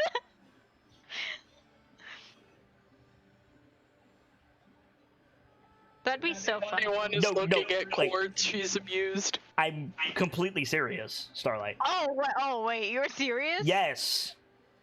I think Starlight's tail stands up.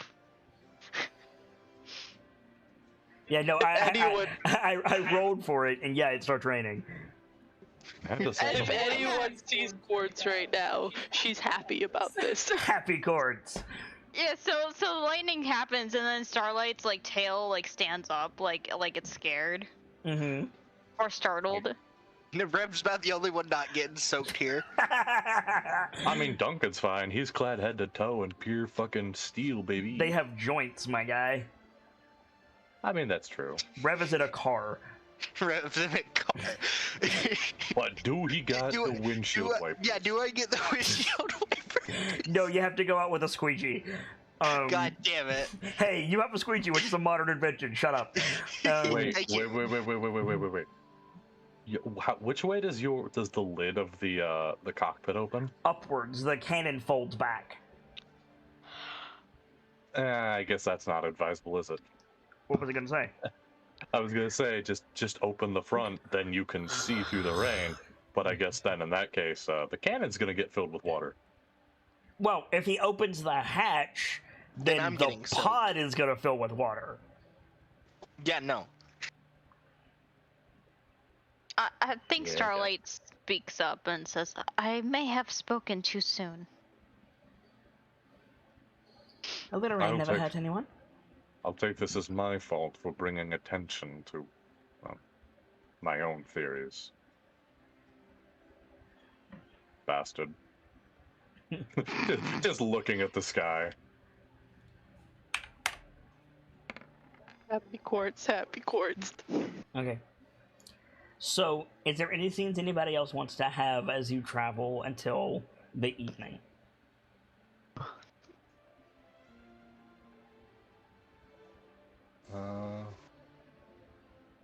For the sake of it, Calendria is inventorying the supplies that the fist brought.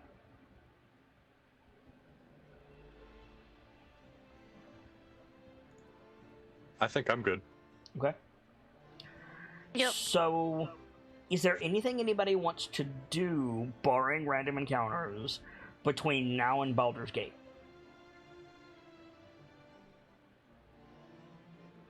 Going once? Going twice, wherever you hear? Yes, I'm thinking I don't really have anything. Tordek, are you here? I am here. If we get more downtime as someone, I'd like to look at the Yeah, quill, but that's you'll get more outside. downtime in random encounters, but like... Yeah. Okay. I mean, I'd And like that Major- rundown as Major Azaka promised me. And you'll get it. So, okay. So, let's... First, let me check some downtime, or check some random encounters. Nope, I don't think that one might apply, but it's on the third day. That's gonna be right when you get to Baldur's Gate, so no, I don't think any of those apply. Let's run down downtime, 3 days of downtime for everybody. Let's bust this out real quick. Oh, So if you sleep normally, you get 2 tokens per day. If you sleep for half the night, like you're an elf or something, you get 3. If you don't sleep at all, you get 4. And if you push yourself, you can get an extra 1 or 2 at the cost of stamina. Did you give Denke trance?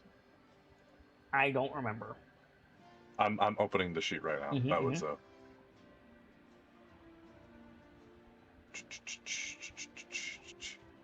If the player isn't here, I usually just give them 2 anyway. Oh, okay. Yeah, I don't see anything about that on there, so. So this would be 6 tokens total for you guys to go ahead and place where you want. At least one day, the fist will just take the watch so you guys can rest. I'm not necessarily saying they'll do that the whole time, but they might. It depends on what you guys want to do. Animal care, I think you guys are good. Like, the fist will be responsible for their own horses. Healing, everybody's good. Hunting and foraging. The fist brought supplies and you had supplies anyway, so I think you're good, Captain. I think. Pitch and break camp. Who is doing the camping bit? Do I need the workshop to examine the quill? It will help. What I'll Full stop. If you are doing artificer shit, and that includes magical items, it will help 100% of the time. I mean, that works. Okay. If Calendria wants to set it up for me as part of pitching break camp. Yeah, I think Calendria and Denke will cover camp for the 3 days between them. I figured that'd be fine, so I threw her on there. Yep.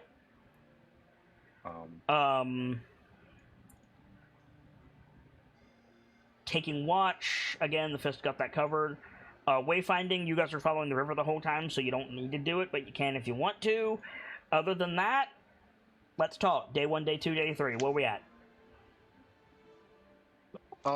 Day 1, I think I'm gonna work on Gunner and look at the quill. Okay. I'm guessing that's Prayer of Guidance? Yep. Nice. Duncan Court, Starlight.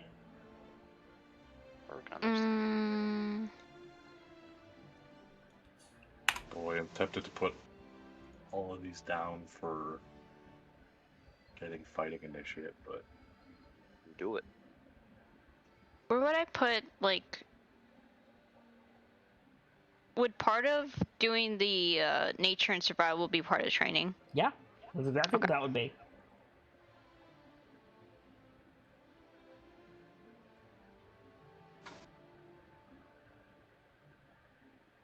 I have one question. Yeah, what's up, Court? Oh, how many days is this for? Goodness. 3 days total, but Three. we're just doing day 1 right now. Yep. Okay, so it's just day 1 right now. Okay. Mhm. Yep. Just day 1.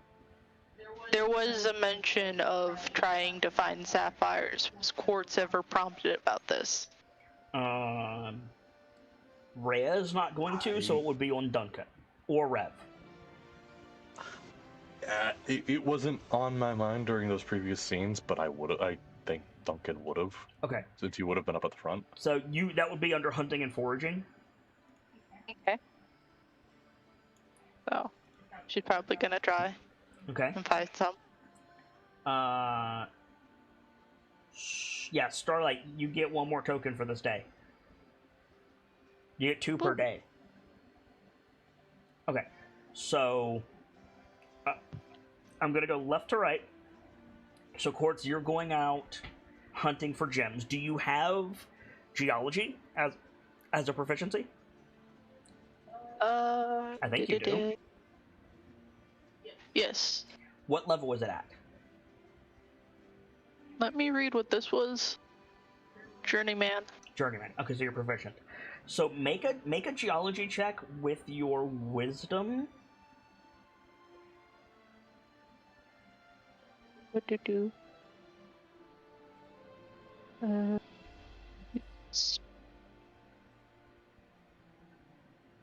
Did that do the thing? Set it to query attribute and then select wisdom, and it should do it. Yeah. Oh. There it goes. Okay. You get a prayer of guidance on that. Okay. And I think I have inspiration. My thing's clicked. Yeah. Then yeah, if you want to spend inspiration, reroll that. That's fine. Terribly sorry. I will be right back. Yeah, go on. That's a good use of inspiration because you rolled a 2 and a 1, so like you'll very, very unlikely do worse than that. Yep. I got okay. a 5 though. Hey, still 13.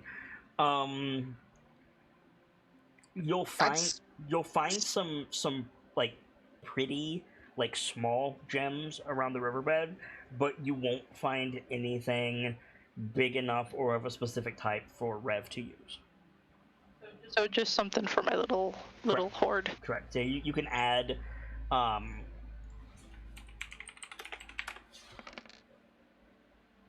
3 like just semi-precious little flakes of crystal. Probably worth a total of like 10 GP.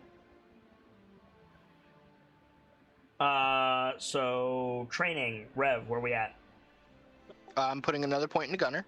Okay. Starlight, you're putting. We'll get to the other in a minute. Starlight, you're putting 2 pips into what? Nature. Putting 2 more pips into nature. Okay. Tordek. I'm throwing another towards diplomat. Quartz. I'm gonna put 1 towards perceptive. And Duncan, who had to get up. So that's day 1, sorted. And then other. Rev, you want to look over the quill. The quill, yes. So give me a Tinker's Tools check with your intelligence. Okay. And remember to add your +2 invisible modifier from your workstation. And also have this. And also 2 from Tordek. Make sure you're rolling as your character. Oh, yep. So you'll have +4 to this roll. Make sure you're rolling as your character. The +2 is included. I just swapped it over. What the hell? The +2 Okay. is included in this. So 23. So this quill is stacked. If this was a weapon, it would be +2 enchanted. Ooh. And it will apply that +2 to persuasion and deception used to write missives with it. Yo! Hey, It never runs out of ink. Let me pull up my notes so I can get all this stuff. Mm-hmm. Does it have a name? Like, Can I just like throw any name I want on it at the moment? Yes. It doesn't have a name.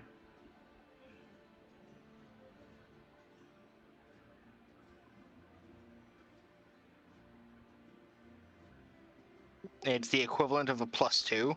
To persuasion and deception. It never runs out of ink.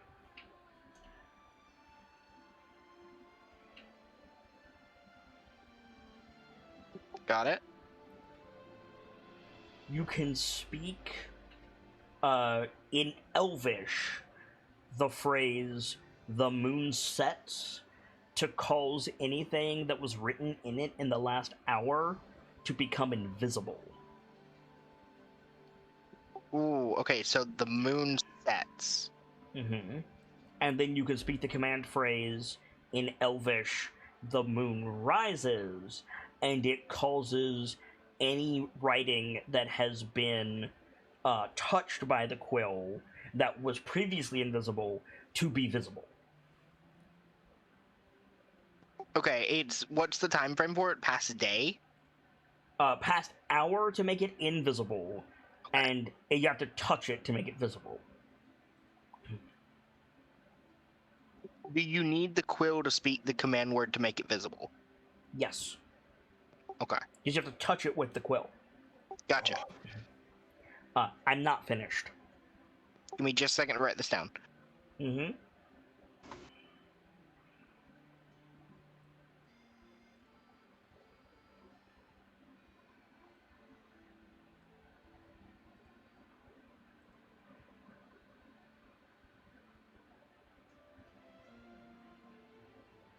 It does two more things.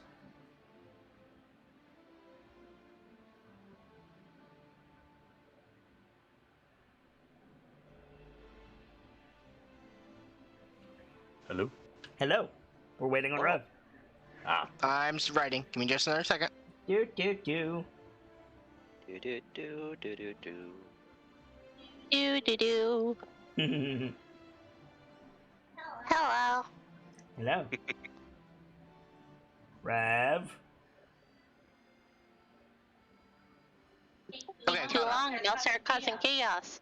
Rev. I'm caught up. If you say in common, "take a memo, please," or "please take a memo,"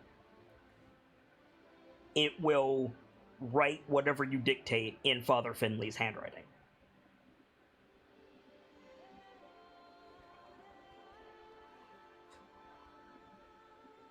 Yo, that's cool. And we're not even done yet.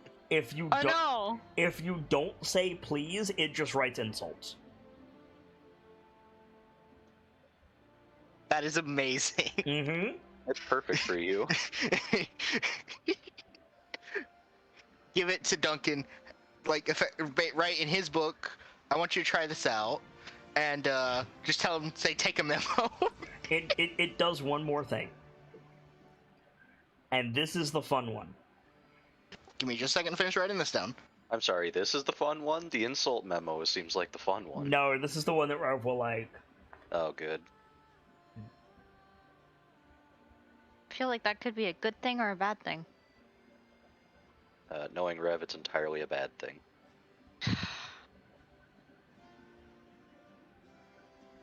Buys in defeat. Caught up? Once per day, it can make a scroll from a spell in a book or copy a scroll into a spell book without requiring wizard shit up to level 5. Yo! God, I wish I was playing a wizard now. Like, that is super, super cool if we ever get a wizard in the party. Fuck. I can hear the squeeze from here. Oh, that is so cool. Oh my god.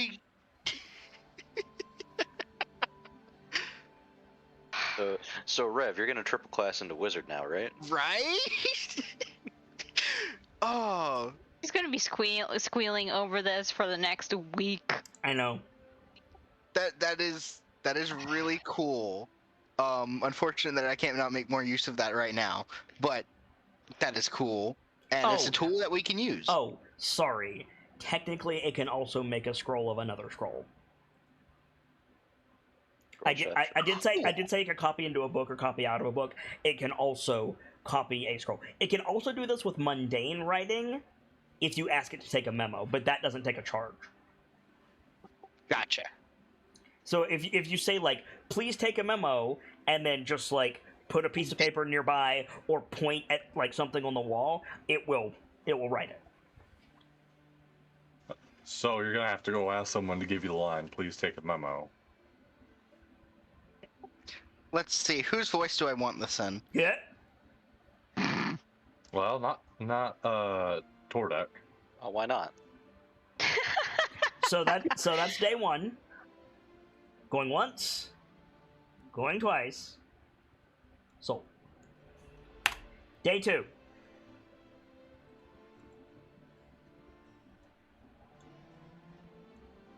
I want to blitz through this, guys. Yep. Blink. Blink.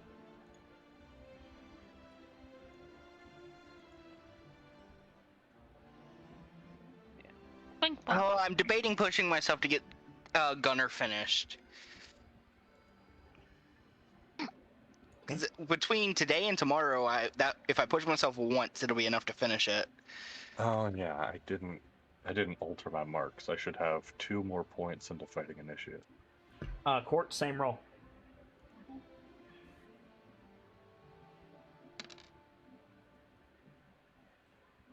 Bonk.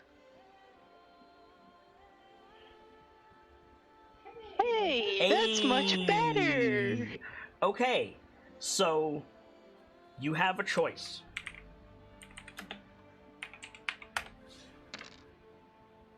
You can find 3 emeralds worth 50 GP each. You can find 4 sapphires worth 20 GP each in colors of your choice, or you can find 1 gem of your choice worth up to 100 GP. Was there a cost listed for the sapphire needed? No, that Kit gave me.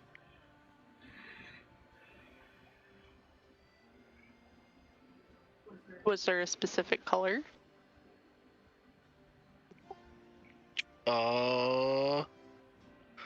Okay, out of character, it was white, but were you given that information? Yes. Okay, then yeah, it was white.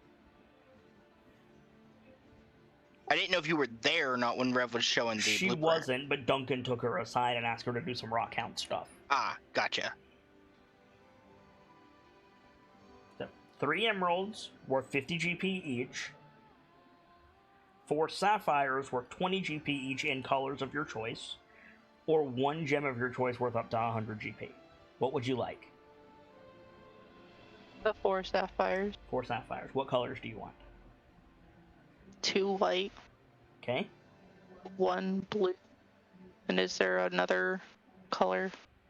Sapphires can vary in color. You can have red sapphires that look like rubies, but they're chemically different. Then Or probably a sapphires red are one. Okay.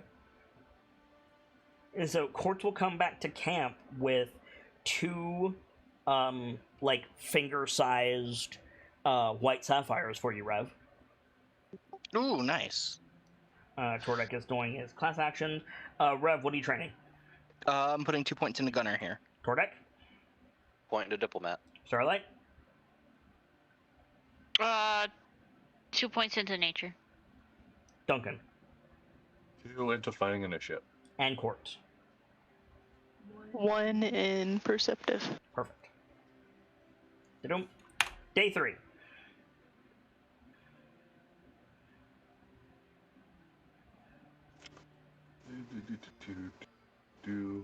Sorry, just a second.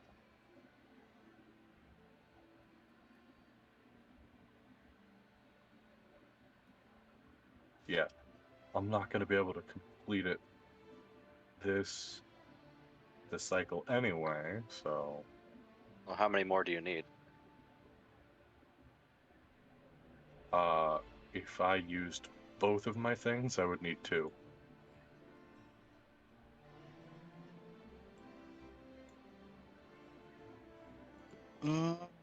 I can give you the 2. All right, I'll take it. I'm debating whether or not I want to push for Gunner.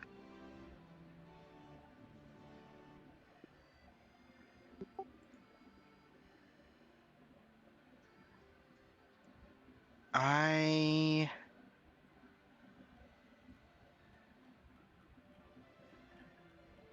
think I will. It's a save, right, Kit? Yeah, it's a con save. You get the point regardless, and it's just Yes. what happens otherwise. Let me make that. I'm not gonna jinx myself. Give me 1 second. I refreshed again. I apologize. No, you're fine. There's supposed to be a thing.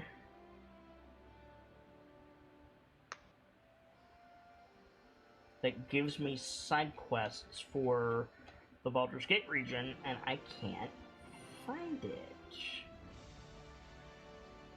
What'd you get? Okay. Yeah, that'll be enough. Okay. So I will put Gunner down then.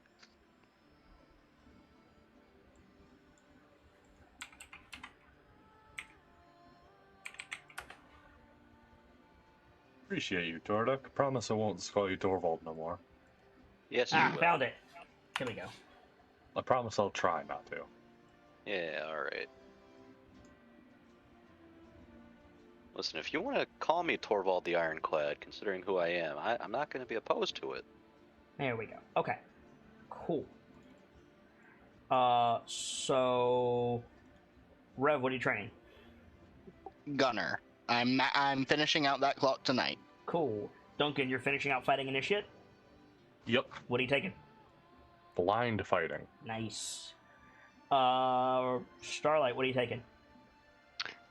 So if I put one more point, it would be 8 out of 8 on expert. Okay. So then you would get expertise in nature. Nice. What's your other point going into? Survivor. Perfect. Survival. Survival. Sorry. No worries. Courts. 2 pips and perceptive, and I will be 3 away from finishing it. Perfect. Scenes during the travel. Duncan wanted to talk to Azaka. What am I forgetting?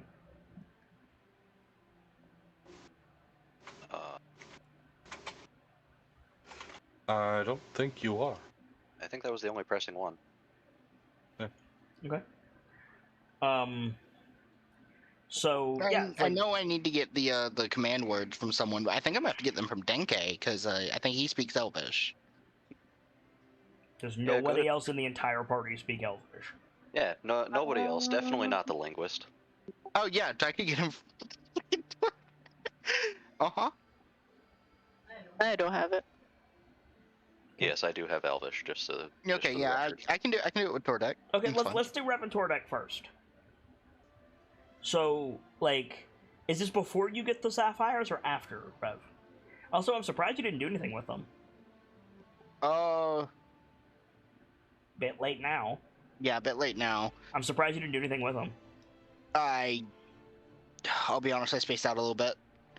You have two white sapphires worth 20 GP each. But they're raw. They need to be cut. Noted. I will have to look into. They're more sapphire than the earring requires. Yeah.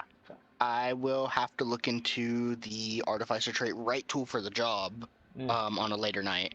So maybe you're like down by the river practicing your gunnery when Tordek finds you, or do you go find Tordek? I think I go find Tordek. Okay, so set the scene for us.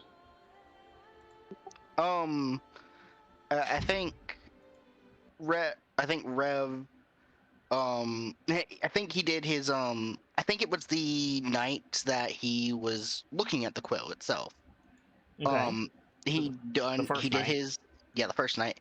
He's done his like gun practice Mhm. already. So he's a little exerted, but not too badly, because he only did a little bit of training that night. And after looking over the quill for a while, he figures out like he needs words that he doesn't have. Okay. And I think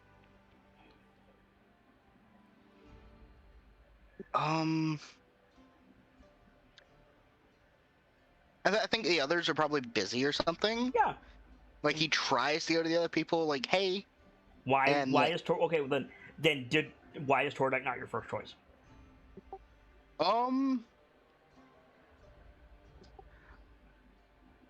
I think. Why isn't Tordek? Like that doesn't make sense to me. Tordek is the communications officer. You know what? That's fair. Yeah, no, Tordek is the first choice then. Okay. So Tordek, what Yeah. are you doing the first night when Rev comes and finds you? I think he finds Tordek in that nice kneeled or maybe cross-legged position, just praying up to Torm for his, prayer of guidance. Okay.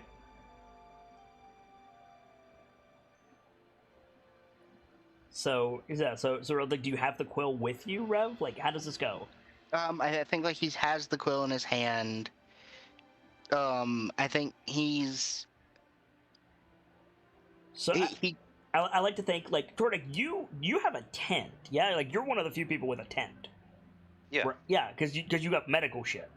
So I like to think that Tordek is like surrounded by candles. He's got like a little like table set up with like his holy symbol and like candles, some incense, and he's just like knelt, leaning on his hammer, Yes. like in prayer. You hear the tent open, which he hears the sound of his tent zipper going, but the zipper doesn't open, and then a small drill noise. Okay. If you need something, lad, come on in. And good job getting the insight right on that.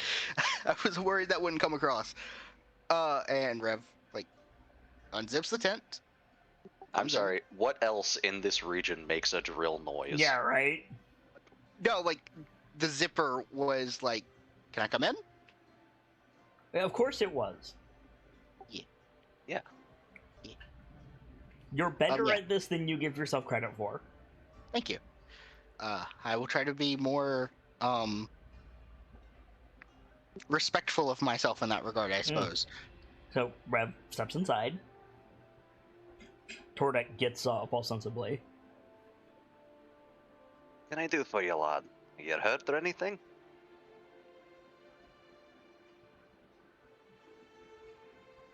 Let's see. Don't have Rhea for this one. No, I do not. So I'm pulling up my notes. Give me just a second. Get faster with this. Yes. It goes,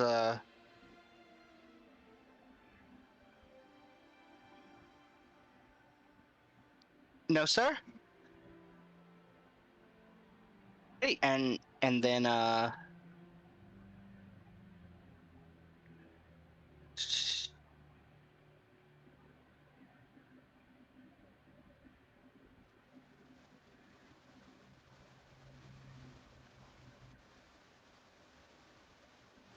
What is that? mm, Oh. I thought that static was me. I got really scared. Like, oh my god, I can hear it. No, that was our boy Rev. That was pushed to Taco. Rev. And he gone. Perfect. You guys hear me? Yes. Cool. Rev is just gone. Great. Sorry, Don't mind him. He demanifests. Yeah. Sorry, Tordek. We'll have to circle back to you, friend. That's fine. Oh, Sorry. Boy, Um, that is the third time that you have gotten up and not said BRB. I'm sorry. I'm getting very unwelcome interruptions. I think. Yes. Cool. We'll circle back, Tordek. So Duncan, while this is like, do you want to meet with Osaka like pretty quickly? I assume. Yeah. Yeah. So while this is going on, I think you and Rhea are like having food. Evening setting on, and Azaka appears at the edge of the campfire, which is terrifying. Like Rhea straight up like starts when she sees Azaka. The woman is in half plate and makes no noise. She just kind of appears. With respect, Major. I'm starting to get the feeling you haven't always been a soldier. Of a sort. May I join you? Please. She says that she's got her own, like, hardtack and jerky, as opposed to you and Rhea who are eating Denke's food. She doesn't ask for a plate. She just, like, comes over and, like, sits down nearby, kind of stretches out. If there's any more in the pot, you're welcome to it. She looks over at it. Certainly better than rations. I disagree. Survival food is comforting. As you like. To answer your question,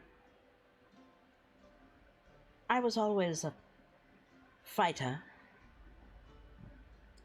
I was a guide for Port Nyanzaru for several years, until I met the Marshal. Oh. I hear it's a beautiful place now that many issues are gone. You say gone? Everywhere has their issues, Captain. Yes, I suppose that's true. I was inspired by one of my clients, who set out not only to save people that were not his, but to right a wrong committed by his people, and to save the world in the process. That is a rare kind of person. Indeed. I think I myself would follow a man like that. Well, a person like that. You follow I him. used to hunt the fist for sport before I met him.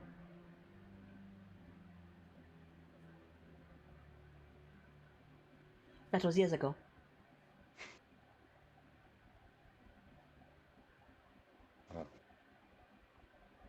I don't miss it. Surrounded by thunder lizards, a jungle that wants you dead. I'll take patrolling the walls of a high city.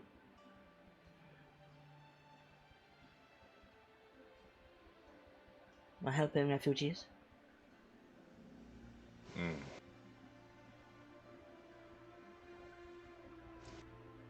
Well, as may say, your talent for not making any sound in armor like that is, I'd say it borders on legendary. She chuckles. The armor fades away when I transform. Rhea chokes on her stew.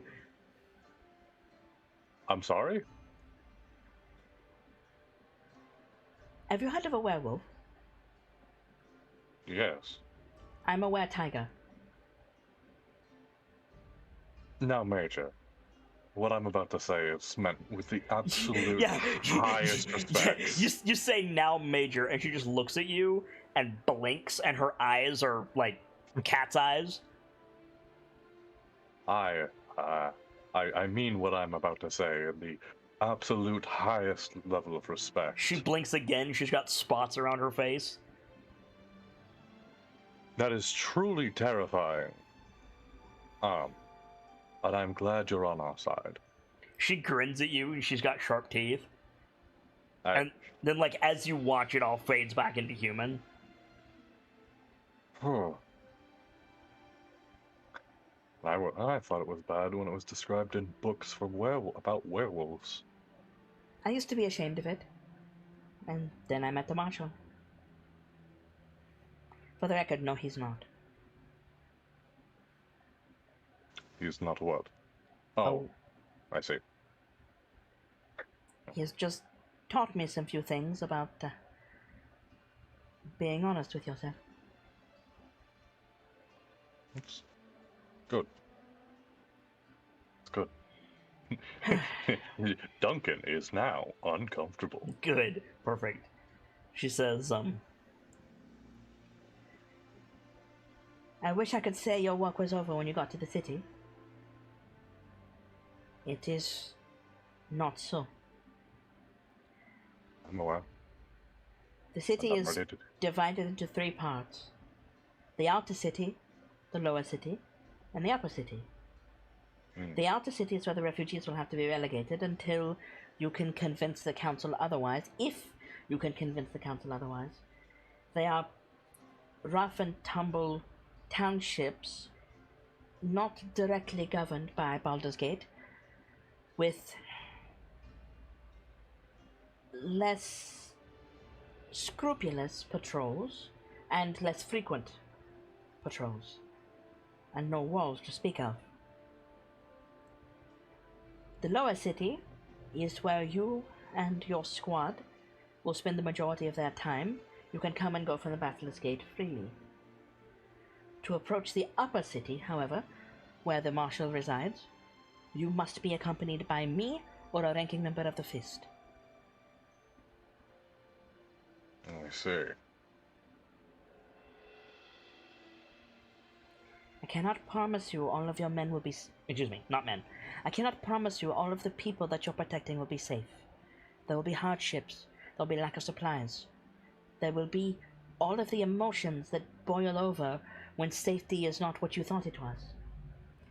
I understand this. I will do everything that I can for them. But my reach is limited, and believe it or not, so is the Marshal's. I understand. I cannot adequately express the gratitude I have for you simply being here. You can thank the corporal for that. She was offered a suite at one of the finer inns in the lower city. All expenses paid, a chance to rest until the rest of you arrived. She was packed and ready to go that evening. She's never been the type to sit still. It's a blessing and a curse, I tell you. Needless to say, we could not send her back empty-handed without escort.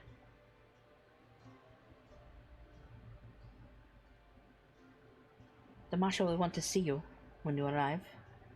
He will explain the situation, and forgive me, I do not wish to speak for him.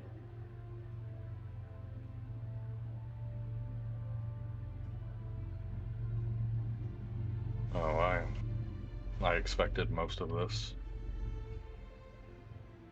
I presume we'll be doing, well, I dare not call it dirty work, but the work the Fist cannot reasonably touch within the walls. Baldur's Gate. Your father was a diplomat then? Your mother, perhaps? My mother, Senator. Actually, my sister went to Baldur's Gate following the same career path. It takes more than just a soldier to infer such things correctly. But you are right. Off the record, of course.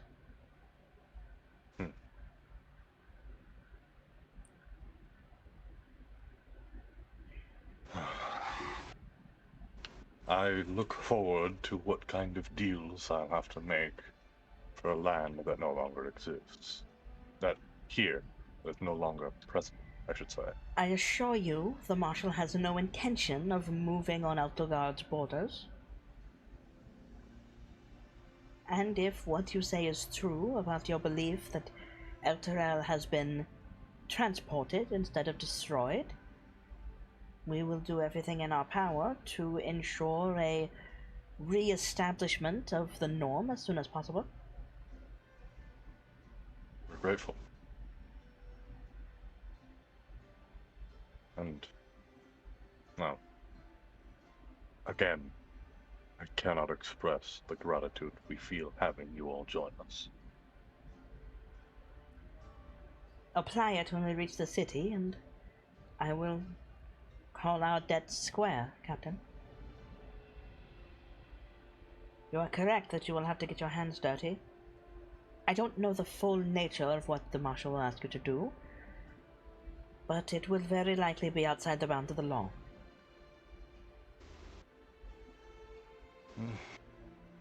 Well, I suppose it's lucky these tabards are removable. As it is right now, we have two major concerns. The first is that Baldur's Gate has always been a hotbed of cult activity.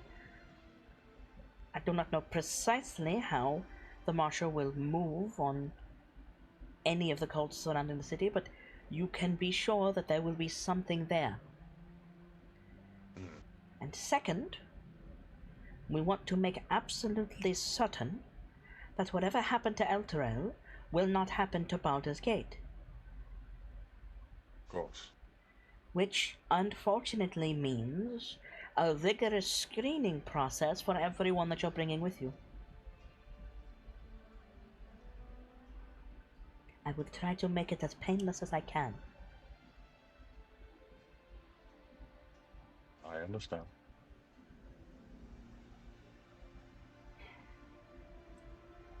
You should ingratiate yourself with the other members of the council, which will not be an easy thing to do, especially if you're acting as agents of the Marshal. I should mention, Marshal Holderheck got his position by ousting one Liara Porter. Porter was the niece of a sitting councilman, and the favorite to replace Duke Ravengard some time ago. See. Councilman Porter is often one to speak out against the Marshal, even if it is in his best interest not to do so.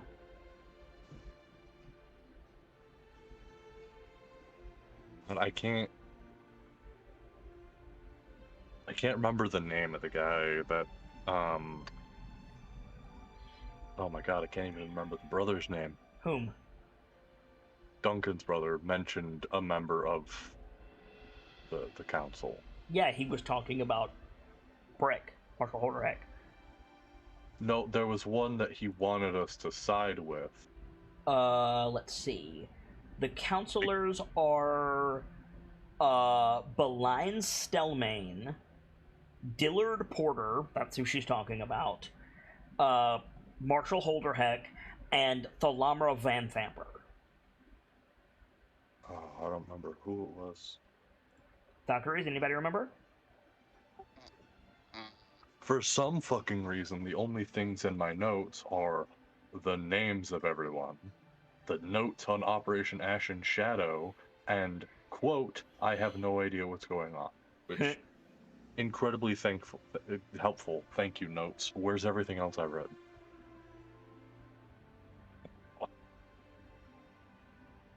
Not sure why, but the Van Thamper name rings a bell.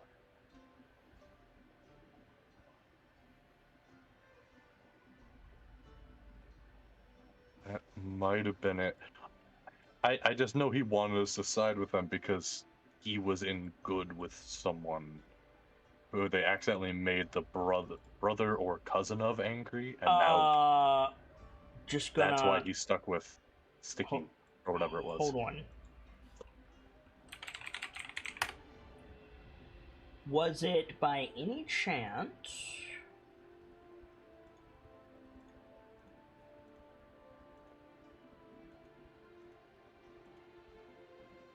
Emmerich Van Thamper? That name sounds more familiar. Emmerich Van Thamper is the type that would get in good with your brother. What he said was, I think, seek out Emmerich Van Thamper. His mom's a duke. I think it was something like that. He also mentioned him because, like, a cousin or something of him was around, and he accidentally pissed the guy off, and that's why he's stuck with the crab. That would be Thirstwell. That would be Thirstwell Van Thamper. Okay. Which, Right. hell of a name, that. Right. So I'm gonna fix my notes. Yeah. So, Duke Dillard Porter is pretty much against Brick, no matter what. Is what Azaka's saying. She hasn't gone beyond that yet. Can I get that guy's name? You said would get in with the brother. Emmerich Van Thamper.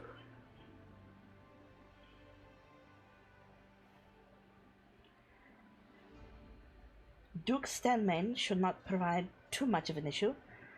They have recently suffered an ailment and have not resigned their post nor chosen a successor. And that leads us to Duke Van Thamper. Azaka looks down and kind of curls her lip. Not a fan. The word shrew comes to mind?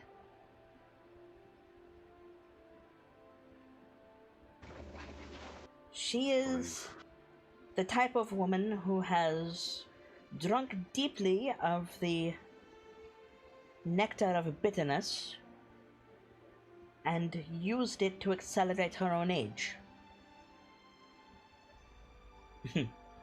Rhea is nodding like she understands. Ah, yes. The deep magics of school known as bitch.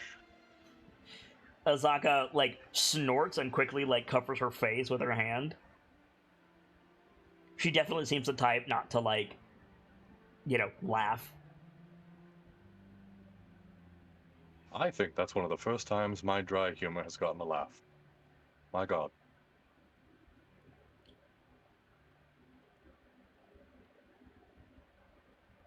Anyway, I would say continue. avoid her at all costs, but given her position on the council, in opposition to the Marshal, I dare say you will not have that opportunity.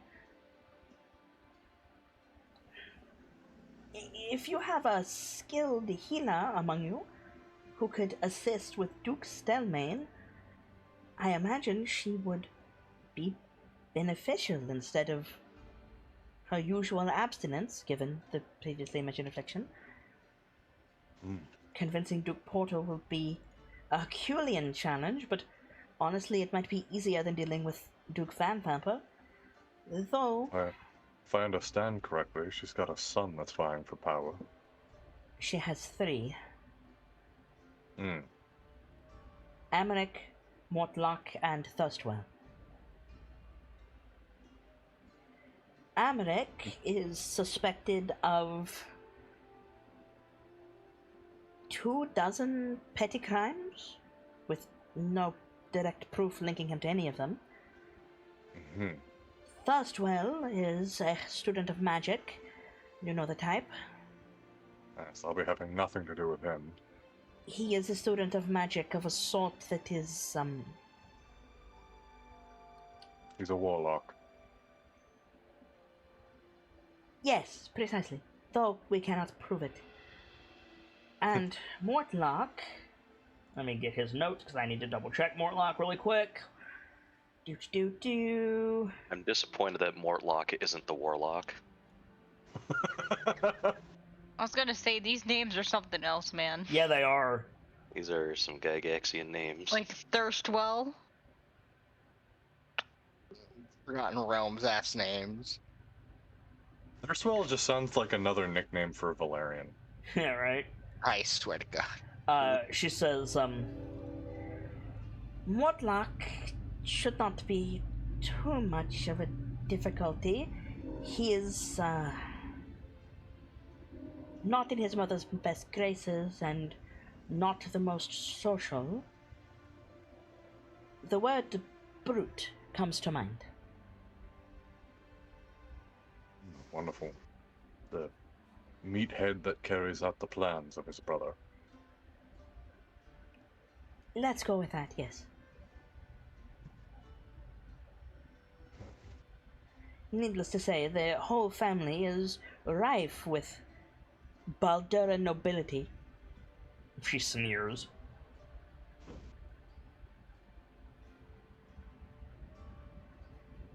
Yes,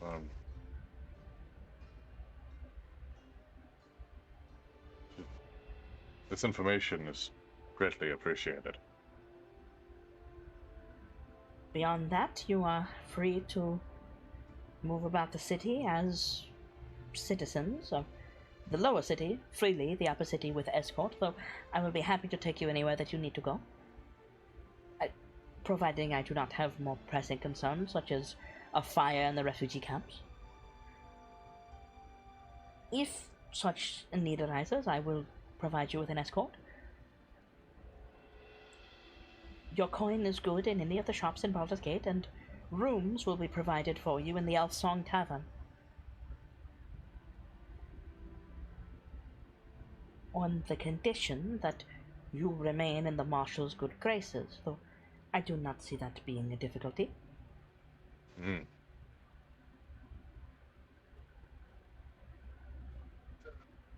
are welcome to make your own judgments of the man, but I am confident they will be the same judgments that I myself hold.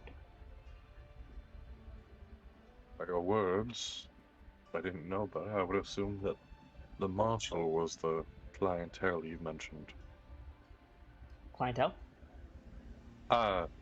She said that one of her clients, while she was a guide in Chol, was who inspired her to join the fest. No, that was obvious. Like, that was not obfuscated at all. Yes, she was talking about Brick. 100%. Yeah, that's the joke. Oh!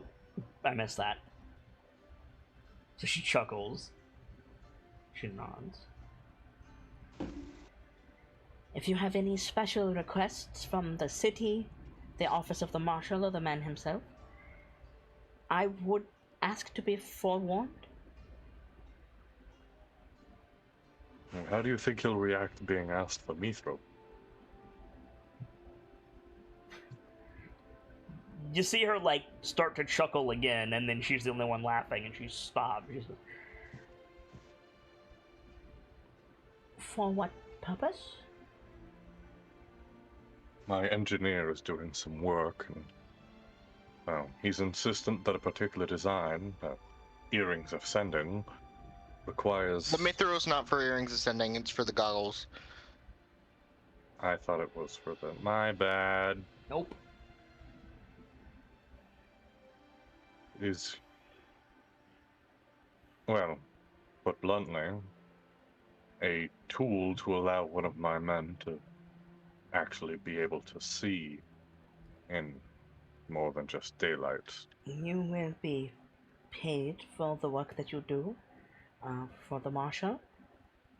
If you wish to put that towards Mithril, I may be able to arrange something. I can make no promises at this juncture, however. I understand. I made a promise to my engineer that I would see about what we could do. So forgive the question and its unique nature. Rhea has been making notes this whole time, and she flips back in her book like she's checking something. Duncan, make a perception check for me, please. Sure. Put the sheet and press the button. I did it. Okay. Is that standing? I'm sorry. First, I just need to I am in awe of the audacity of Roll20 for making me look at that terrible roll twice. I know, right? Is that standing? Oh boy, I don't have. Does anybody have inspiration? Take mine. Thanks. Thank you, Cookie. No problem, son. Okay. So you know how when people like flip through a book, sometimes they'll hold a page vertically, like they're not sure if they need to turn it or not. Rhea is doing that, and written on the page is, "Do we tell her about the dragon?"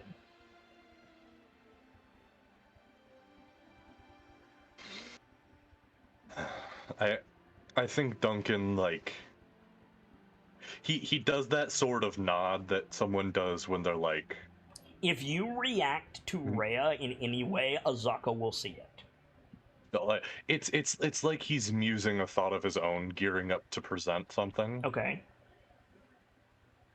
Not particularly planning to present that, but it's an attempt at response without direct response. Mm-hmm.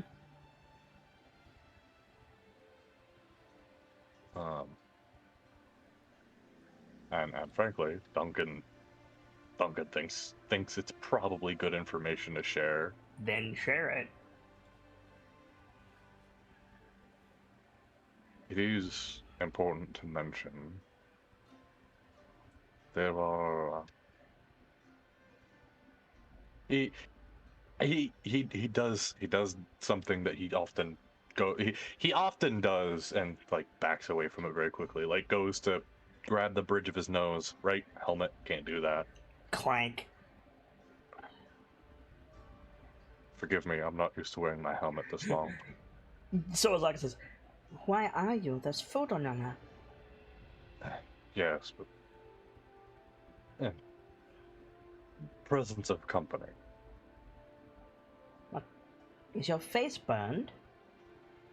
Let's go with that. I don't care. I've seen people torn apart by ghouls. How long does it take to take off a gauntlet of plate armor? Because I know it takes 10 minutes to take off the whole thing. A gauntlet? Yeah, just like the glove, like the hand. It straps 4 times underneath the shoulder guard. Okay. There's a reason you can't take heat metal heavy armor off quickly. Yeah.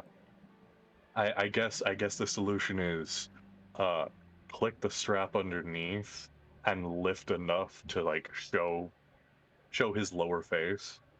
Try to keep it hidden from where the civvies are. You said gauntlet, my guy. Yes, I know. I'm backtracking off that because that's, unless I misunderstood, that sounds like a lot. Yes. It does, but make it clear that you're changing the pace. But then you said undo the lower strap and then show the lower part of the face. I'm like, what? I thought I followed. Oh my god. Sorry, like I said, Your helmet doesn't have any straps. It's a helmet.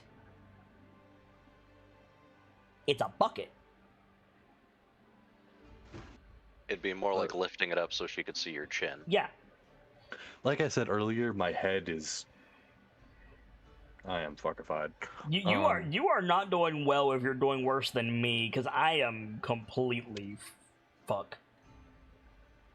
I don't know. You're not the one that opened notes that you had been filling for several sessions just to find. I have no idea what's happening.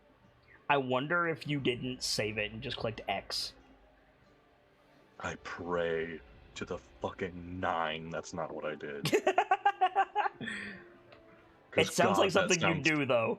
That sounds like something a very tired Gamzee would do. Yep. So you lift up the helmet to show the lower part of your head and neck, is what I'm hearing. Mm-hmm. Zaka's got decent charisma. Let's see how she reacts. Oh yeah, you roll great in this game. Thanks. Fucking. For those of you wondering what that joke is, Azaka is an NPC from Tomb of Annihilation that I'm running on Tuesday nights Currently, we're doing Wildbound the Witchlight, but it's going to go back into Tomb of Annihilation. Azaka's a character in that, which is set like 20 years previously to this game, and in the game that she's from, the bitch can't roll above a 5. That's not a joke. She has rolled more nat ones than the rest of the party combined. She cannot roll for fucking anything in that game. First roll in this one, and she's just like, have an 18. Listen, it took 20 years, but she got her shit together. You're right, apparently. Listen. This is what self-confidence does for people. Right? Yeah, no, absolutely. So she does not make a face at all. And she's like, you put the helmet back on, she like takes a bite of food, chews it, swallows it. The tension stretches for a bit, and she goes, "So, Cambion, Oni, Dragonborn, what are you?" Child of Sario. Which means what precisely? Both of my parents are human, and it is by the light left behind by the lead of the first ride that I am this way. Which is what, Captain?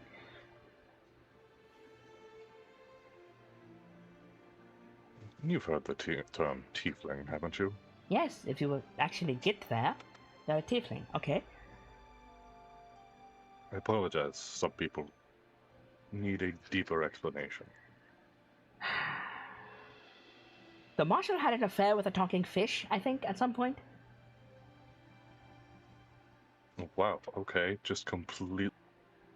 Oop, wrong button. No, you're still here. That got me way off guard. The talking fish? I think I know what you're talking about, but that just caught me way off guard. My God.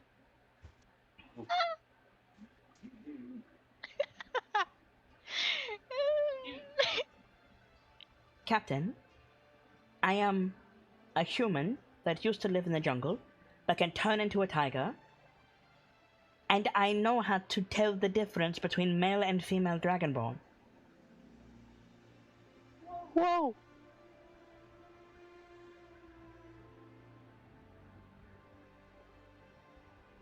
I could tell you a few of the Goliath spirits.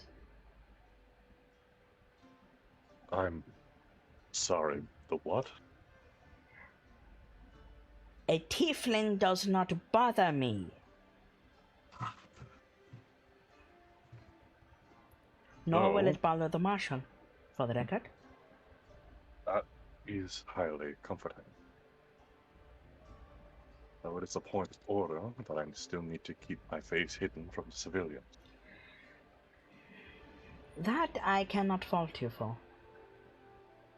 Not only has a child of Zariel never been seen by the public eye before, for obvious reasons, but the revelation that the meaning of that term is tiefling, well, it would certainly set me into the heretical territory, wouldn't it? Rhea nudges you, taps her journal. Takes a look. No, there's nothing in it. She's just like, don't forget this. Right. Sorry.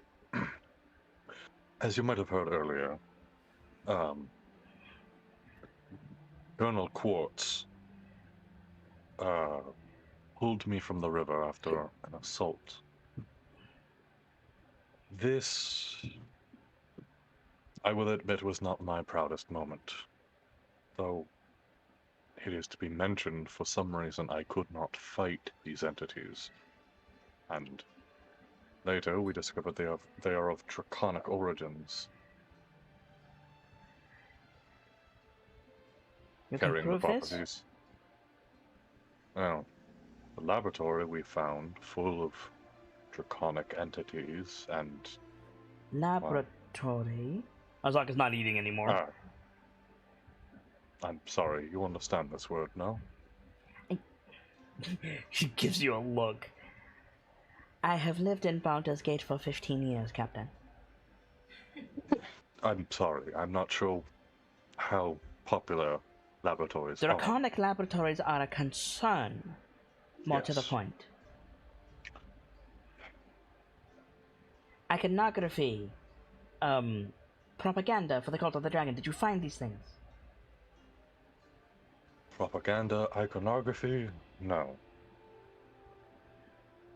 And entities that were almost fully immune to the natural elements? Yes. Resistant to blade and spell? Some. What She concern? says something in a language you don't understand, but you can tell it's a swear word.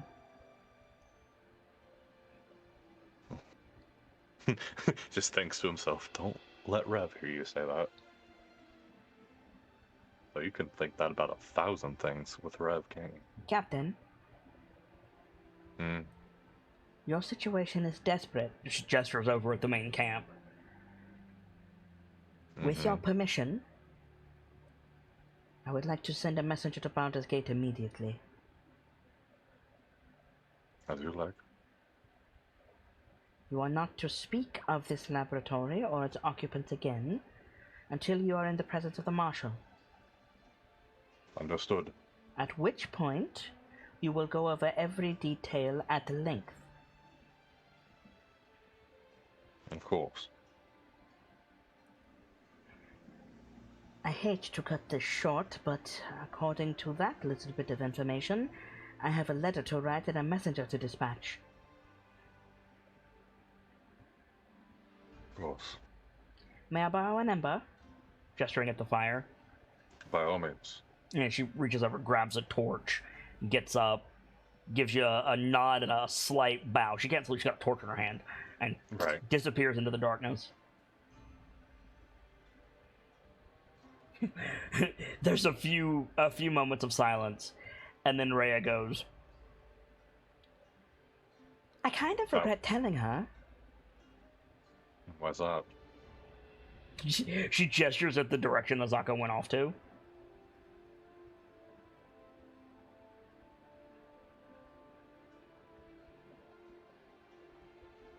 Was it not obvious that she knows something? Relates to the cult of the dragon. Everyone knows something. She also told us to be on the lookout for cult activity. It's true. Rhea just goes, fuck!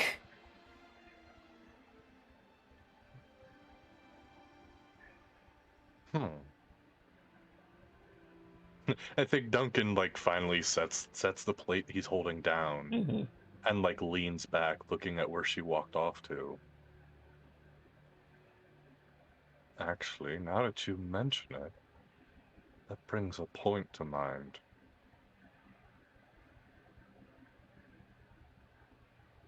If they do Does it know involve something- homoeroticism again? Oh, by the 9.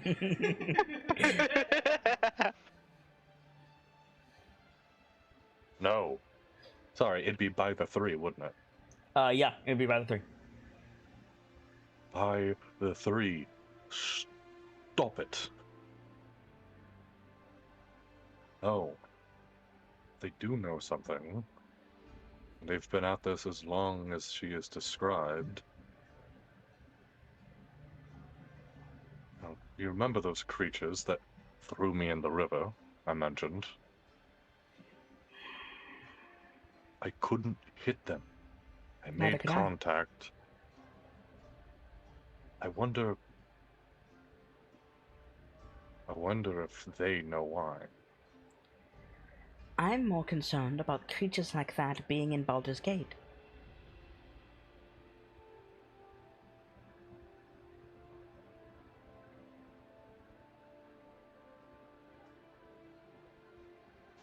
Can you That imagine would one of open- those ooze creatures on the streets? The lower district would be gone in a bell.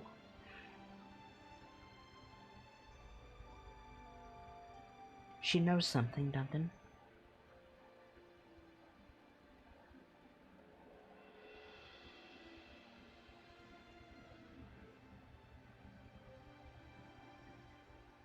Well, when the meeting comes, I will make sure whatever information they're holding back, we get.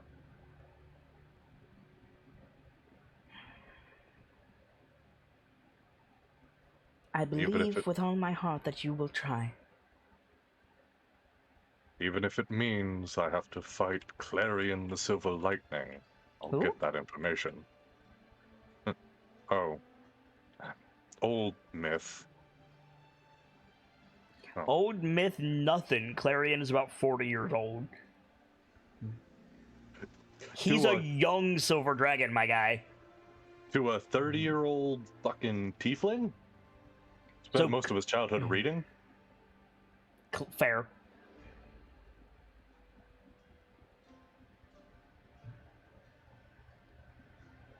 Yeah. I'm gonna try to get some sleep. Good plan. I'm going to finish eating and I'm gonna go on patrol. We should meet with the Valkyries and think of a plan of attack regarding the Dukes. We need them on our side. Agreed. The fact that one of them is ill and they're not doing anything about it is concerning. That means either the person refuses assistance, or the illness is beyond their ability to handle, or the one I'd put my money on. Them being ill benefits the others. Or a combination of the three. Also quite possible.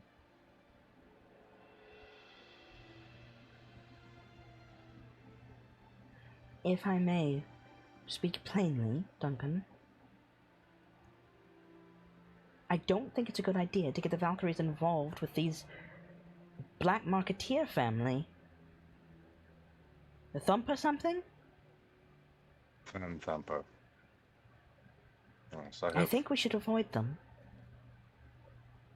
Yes, I have just as much intention of getting involved with them as I do stepping in cow pie. So that leaves the sick one and Porter. If you called it a Herculean task. The sick we one can is do it. Stelmane, by the way. Stelman. Would you like the names? Yes, please. So Give me it's- just a moment to get my notes back open. I'll type it out for you. So it's Grand Duke Marshall Oscar, Oscar Brick Holderheck. It's Duke Belin Stelmane. It's Duke Dillard Porter, who specifically hates Marshall Holderhack. And it's Duke Thalamra Van Thamper. Oh, I spelled the name wrong. Sorry.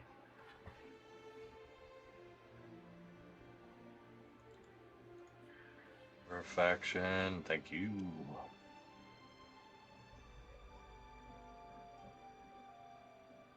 God, these are some of the most D&D ass. Oh yeah, I mean, they really outdid themselves. I'm sorry. The most forgotten Realms ass name outside of Thwip Ironbottom is probably Barnabas Blastwind, the inspector for Oh my god. Waterdeep.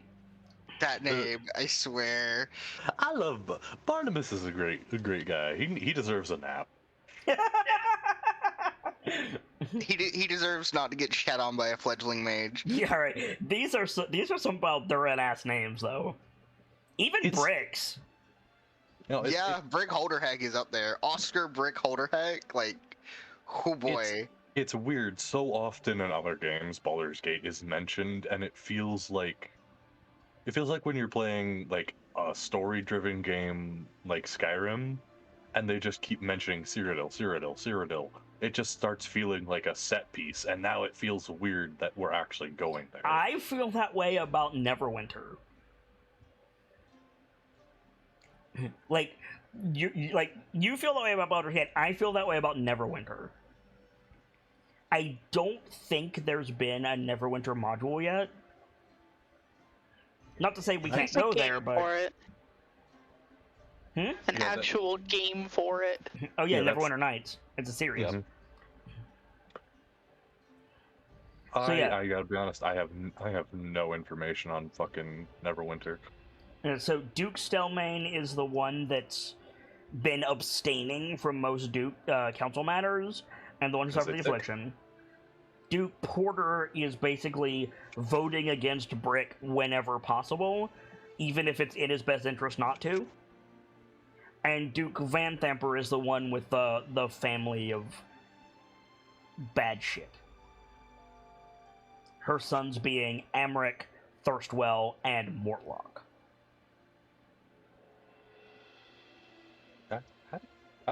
There it is. Okay. I could not figure out Keep how to spell the courts word far there. away. Yeah, actually, yeah, that's a good advice. Keep courts far away. What? Because Court has a valuable hide. Oh yeah, fair enough. Very. We should buy you a cloak. You think Quartz is gonna wear it? I mean, yes, because it's practical. Practical, yes, but to hide herself in public, she'd probably not.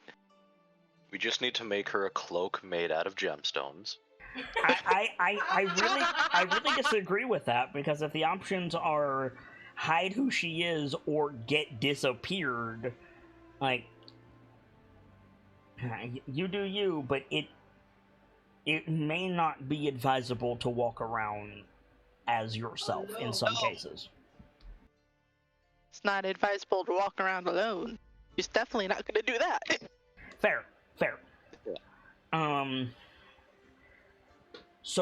So Rhea says, like, who are you thinking of having with you for the diplomatic issues? Well, if I could have my way about it, I think I'd take Denke. Rhea looks very slightly disappointed. If you really want to, you can come, but Of course I want to, but I agree a ranking officer should be with the refugees.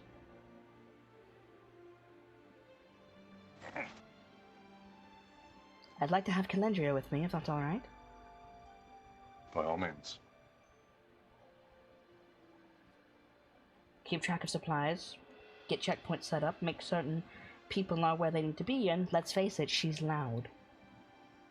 Yes. Just don't. I of course mean this with respect, Captain. Please, do not bicker the way you two have in front of the others. In front of the civilians, I should say. There's work to be done.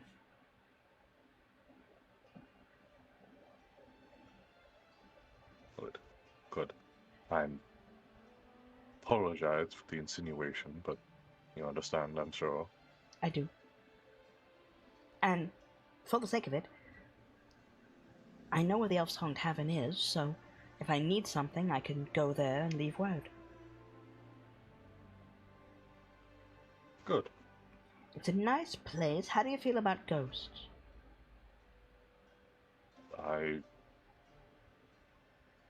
If it weren't for the fact that magic is very much quantifiable and real, I'd say I didn't believe it. You will when you enter the Elfsong, as soon as you step through the door. Really? Mm-hmm. And they don't have issue with that being a thing? All she does is sing. Loudly. Constantly. Interesting.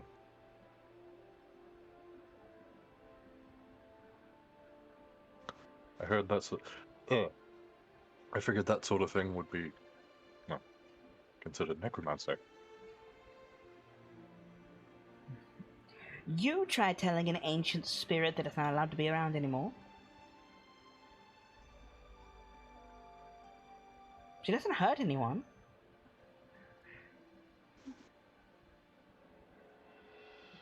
Fair, I suppose.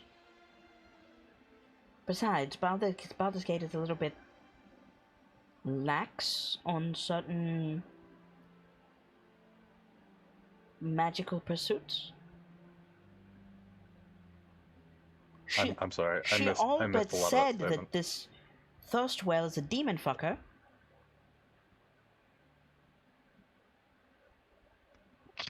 Demon fucker, derogatory. Yeah, right. You know, I missed most of that statement, but I think that caught me up pretty quickly. What Rhea said was, Baldur's Gate is rather lax on certain magical pursuits. She, meaning Azaka, all but said this Thirstwell is a demon fucker. Oh my god. Fair enough.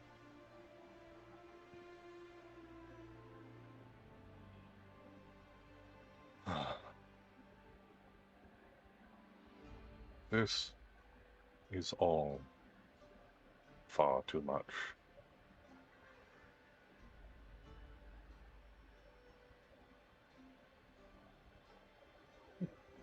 Could be worse. I suppose. We could be in a It could- bonus.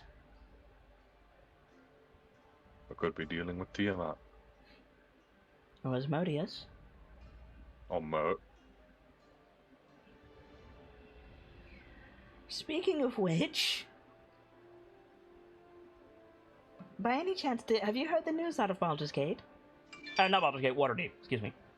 I have not. Apparently somebody found the bloody Vault of Dragons. Really? And someone killed Jarl Axel Bainray. Really? I know, right? What madman would have done that? Like, first of all, the first half, that's good. It's going to revitalize a lot of trade in a couple areas. But also, who would kill Jarl Axel? Wasn't he like a head of security? He was a minister. Minister of security? He was a minister, a lord of Waterdeep. He was Have a they pirate, replaced him but... yet? Sorry? Have you heard if they've replaced him yet? Not. He's been replaced, yes. Not by anyone I've heard of. Got a name? Seergaze. For the shits. Roll, Is that a name? roll a history check. Really? Roll a Happily. history check. DC 18. Oof. So hoping. Secret, it's actually Duncan's uncle. That's Alright. unfortunate. Is that standing? I don't have inspiration or anything. I don't know. Does anyone else? Let me see if it's on my sheet. Hang on. It should be on your sheet if it's not. I say I already gave you my inspiration. It was not, but you said it should be. Mm-hmm. I will give you it. I'll give it another shot. Because this could be fucking awesome. Damn. Nope, not heard of him. If only I had advantage. But you don't. No one I've ever heard of. Definitely not of Waterdevian nobility, but beyond that, haven't the faintest idea. You'll never guess who found the vault, though.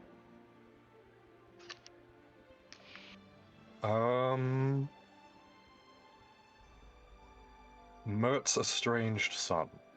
You're not far off. You're kidding. It was a collection of representatives from the Waterdevian guilds, but this collection was a guild themselves before coming to Waterdeep, a group of teenagers calling themselves the Nightlights. I'm sorry. Let's walk that back. Children found the Vault of Dragons? I know, right?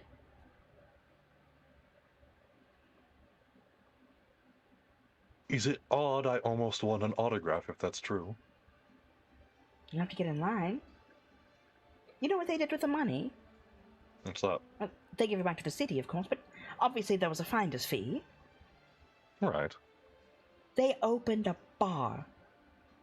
You're kidding. No. They opened a bar in the north ward of the city. Get this.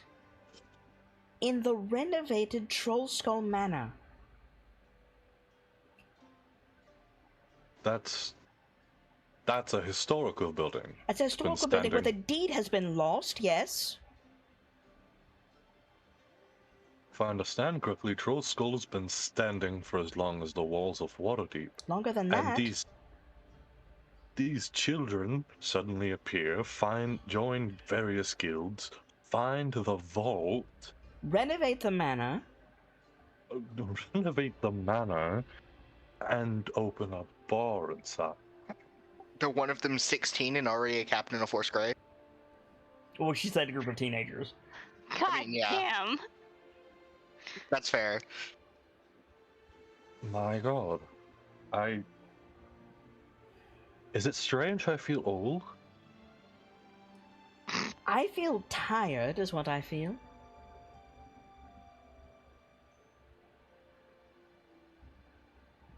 If you're wondering how I know this, by the way, one of the Fist had a gazette. Front What's a page gazette? news. Newspaper. Oh. Granted, 4 days old at this point, but front page news. Well then.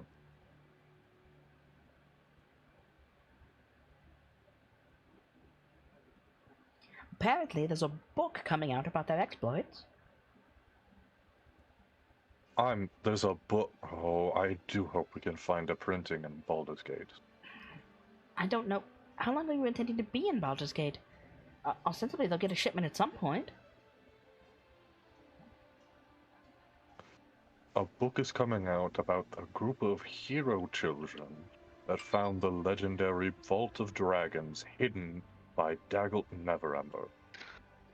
You're telling me they're not going to try and spread that out as quickly as possible because of the gold mine it is? Rhea claps her hands. You mentioned Daggelt. That reminds me. Mm-hmm. They did it with his son. Rainier? Rainier is in the city. The boy is alive? I know, right? Figured father would have had him done in by now. Or Jarlaxle. Well, good for him.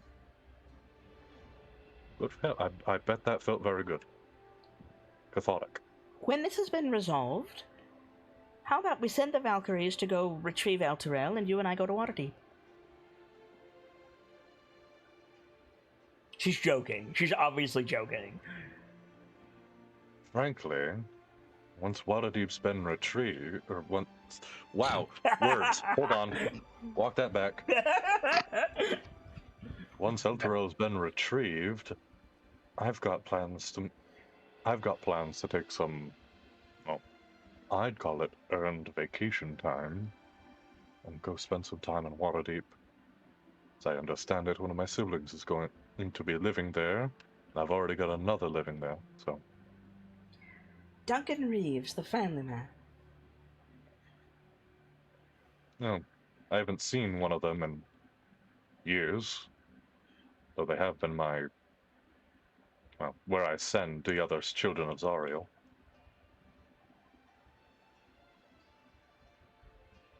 I tell you, that organization, the Harpers, weird people, but highly useful in smuggling children. Whoa, hold on. I mean, you are exactly right. We're just gonna leave that there because that is a true statement. Oh boy! Take inspiration. Doing this today. Take inspiration. Hey, Duncan, there's your inspiration finally. Fucking hell.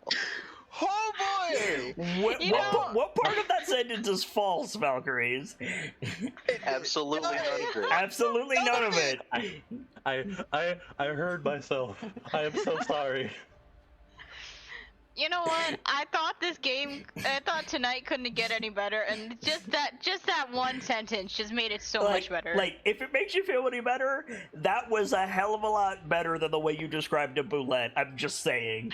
I'm so glad Rev isn't here so he can't use that to describe the Harpers when they're being tricked. Oh, that would be glorious. Is there any chance your comm is open, Duncan? At all? The No. last thing he said regarding his comm was open channel to everyone. I don't think he ever That was closed it then. That was, I refuse to allow Rev to have that. No.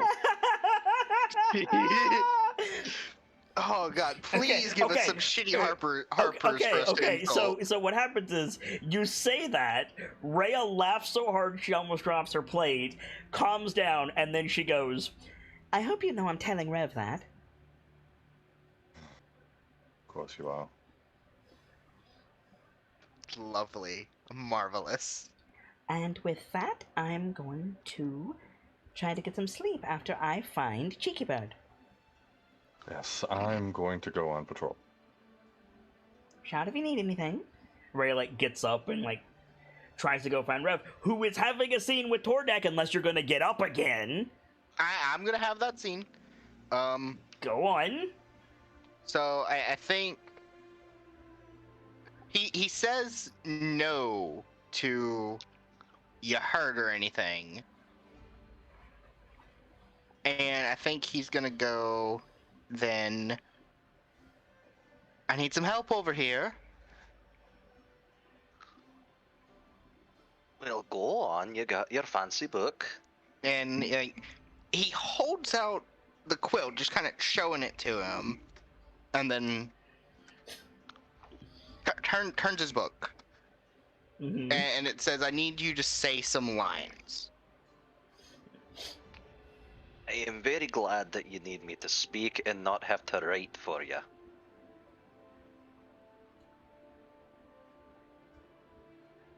And then, like, he nods. Do you show him the notes you made on the quill? Yes. I'm going to, like, flip through the pages and... Link it Hold for on. us all? Yes. Oh, shit. Hang on. I've got to copy-paste them because I didn't make it into, like, a clickable thing. Oh, lovely. I clicked the X instead of that. Son of a bitch! I did the exact same thing you described Gamzee doing. You didn't save it? Nope. Boy. +2 to persuasion, deception. For missives written with it. Yeah, I know. For missives written with it. It was, you could say, Oh my god. Hey guys, guess what we're doing again? the moon rises in Elvish to make any text that's written with it within the last hour that you touch with the quill disappear. Wrong. No, the moon sets. The moon rises to make it reappear. But You have to touch it with the quill. And it has to be in Elvish. To have it write a memo for you, if you don't, you can say, take a memo, please, or please take a memo. Mm-hmm. Either arrangement works. If you don't say please, it writes insults. correct. It has the thing where it can once per day copy a scroll into a book, scroll into another scroll, or from a book into a scroll Without using wizard shit. without using wizard shit. As long as the effect is less than 5th level. 5th level or below. I think that's everything. Yep, that's everything. It doesn't run out of ink. I remembered. You did it. Now, I do have one probably obvious question, but does still need to be stated. The quill retires attunement, right? Yes. It does not require attunement to write with it. It requires attunement for all the rest of that stuff. Just making sure.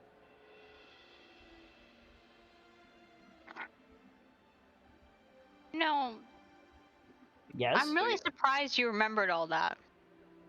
He's very happy about it. Yes, he is. Yes. Because you forget things very fast. yeah. I do. Takes a moment to read over that. What dear lad. You sure there isn't anything else in there? Like it doesn't make you a coffee or anything? I think he looks at the quill, looks at Tordek, and goes, let's see.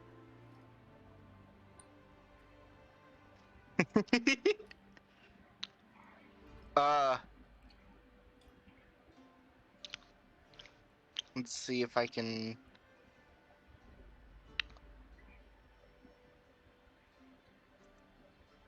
I think he goes. Don't worry about it. Oh my god. I'm not worried about it. I might be a bit now that you said that, but I'm guessing your reason for here is you need these key phrases. He nods fervently. Well, you're just in luck. I learned what I know from Elvish from the lieutenant.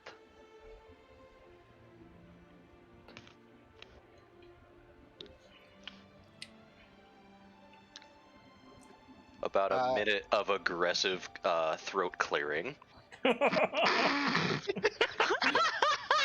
God, I hate. Oh my god. Audible from out the tent. God, I hate this language. From somewhere in the camp. Oh god, he's doing it again. While he's clearing, like he clears his throat for 30 seconds, he goes, "Let me know as soon as you have results." I admire your cunning. I also hate you for it.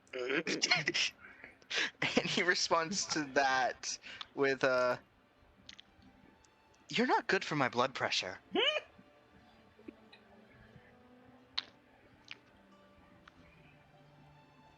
Alright. This is not easy for me, but I'll do it for you. And so in Elvish, we will give Rev the phrases. I just need to make sure, right? It's just the moon will rise and the moon will set. No. In Elvish, it's the moon rises and the moon sets. And in the take a memo, please. That can or just please, be any language. That can be common. Yeah. So in It Elvish, has to be common. Okay. So in Elvish, I give you the moon rises. The moon sets.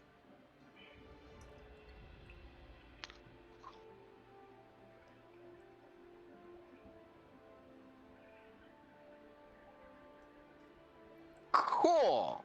And for Tordek voice, I'll give you take a memo for me. Please take a memo for me.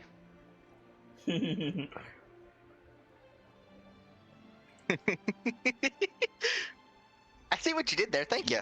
No problem.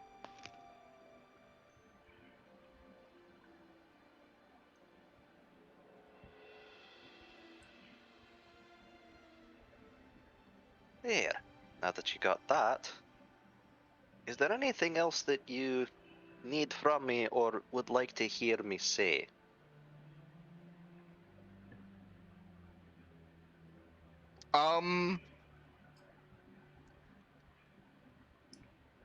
I would love to get some Tordek lines, but I don't have them off the top of my head later. Could we get them after the session at some point? Sure. Okay. Sure. So you guys can both take inspiration, and Tordek, you can feed Rev some stuff. So Hell yeah. some time passes, and you hear like crunching footsteps and the clank of armor outside the tent as you guys are wrapping up, and you both like look over and you see Rhea like poking her head into the tent.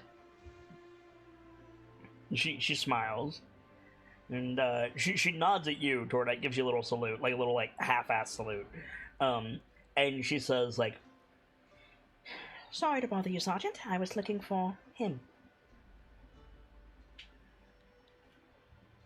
Hey, what'd he do this time? He was late for dinner? That means I was late for dinner too.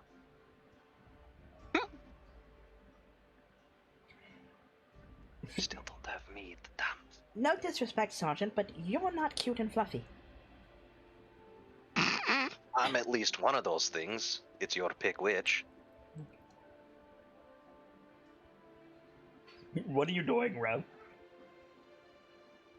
What am I? Yeah.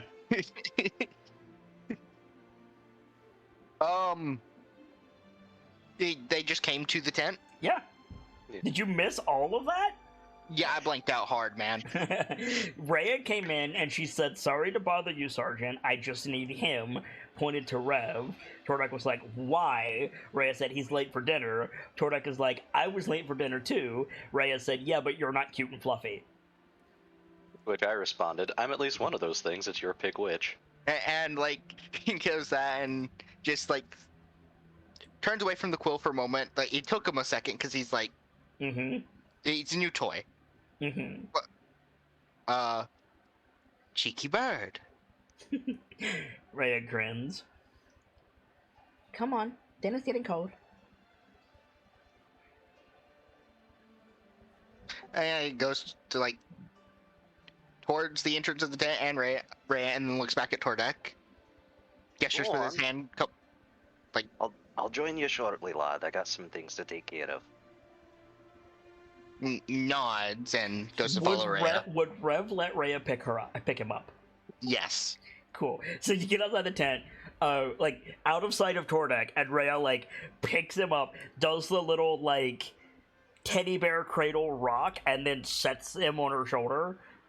Oh god, Awesome. it's not Beverly Hills Chihuahua anymore. It's Elder Guardian Kenku's. I am a parrot. Rhea says, "You won't believe what the captain said about Harper's." And that'll be the end of that scene.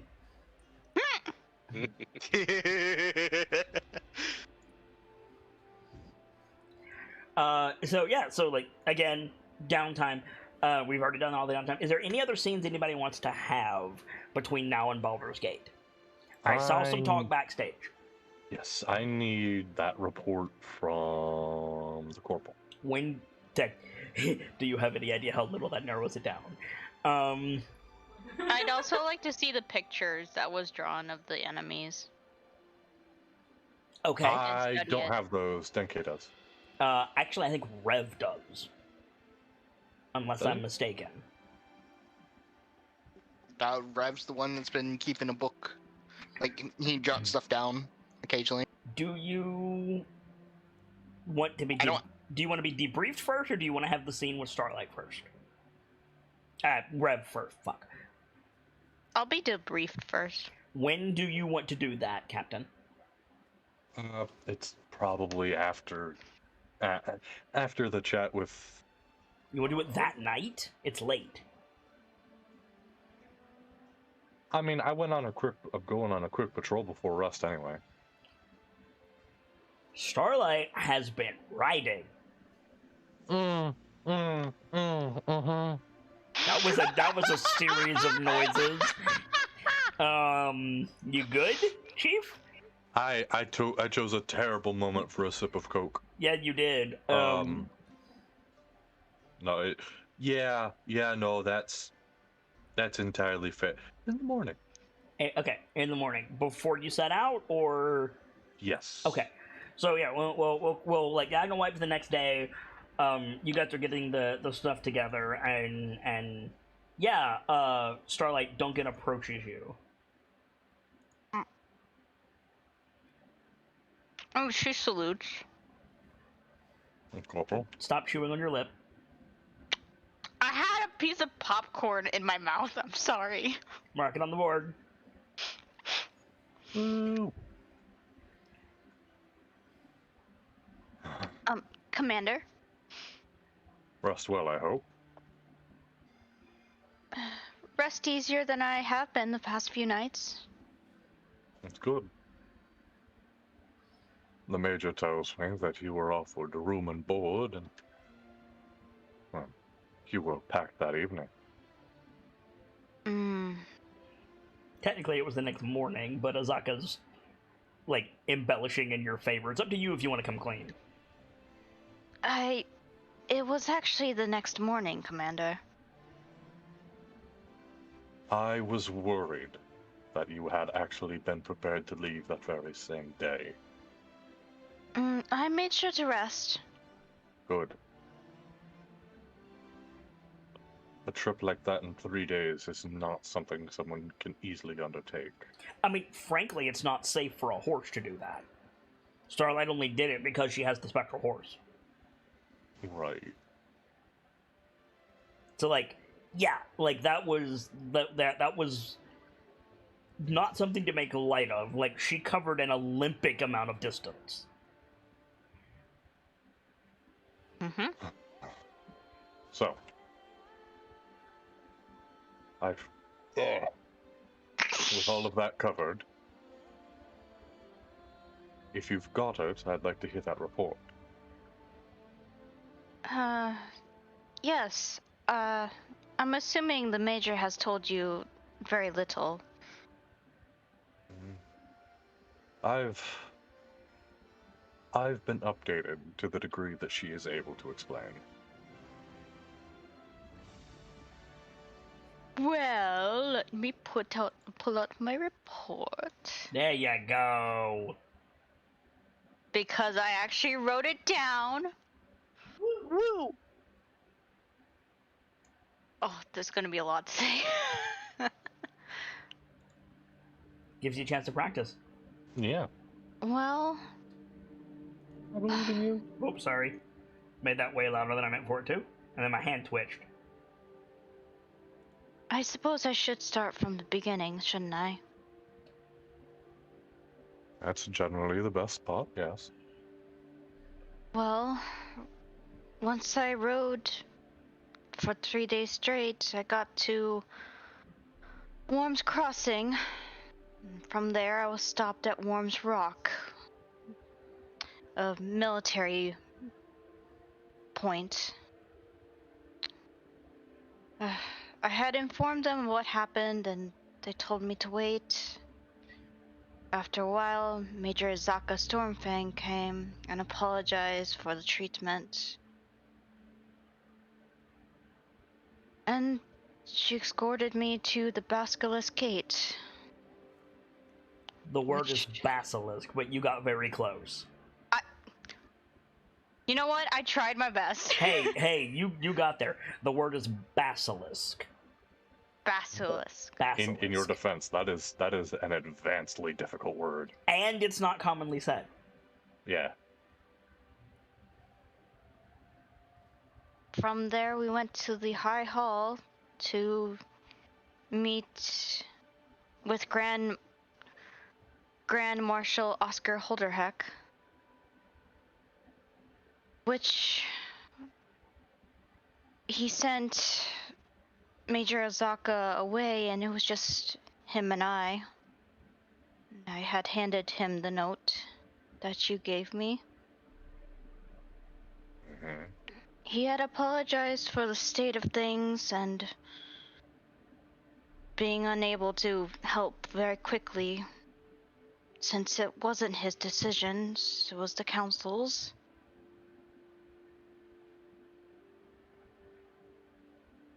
He had mentioned that if we were willing to do some tasks for him that were outside of the Flaming Fist jurisdiction, Flaming Fist. jurisdiction, There you go. he'd be willing to pull some strings.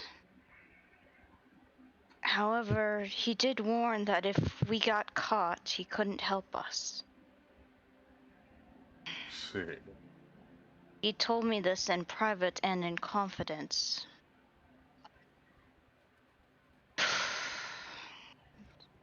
That's when he had said that he wants the highest ranking member of the Valkyrie squad to be brought to him as soon as possible once we reach Baldur's Gate.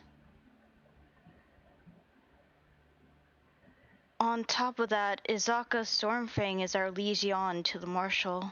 Close. Liaison. Liaison to the Marshal. Legion is what you get when you cut yourself? Liaison. No. the famous actor Lee Asian? I'm doing it. God. Liaison. Liaison There you go. to the Marshal. There you go. Another unreasonably difficult word. It really is. You're doing great. Like without sarcasm, you're doing great. After Major Izaka had come back, she took me to the hotel. Inn. So Hotels aren't a thing. I'm sorry. Sorry. No, The you're good. inn- Hotels are not a thing. The inn where I rested, and I woke up in the morning as she came to check on me, and I told her I wanted to go back. And she said she had 20 men getting supplies ready if I was willing to wait an hour. And I did. And now we're here.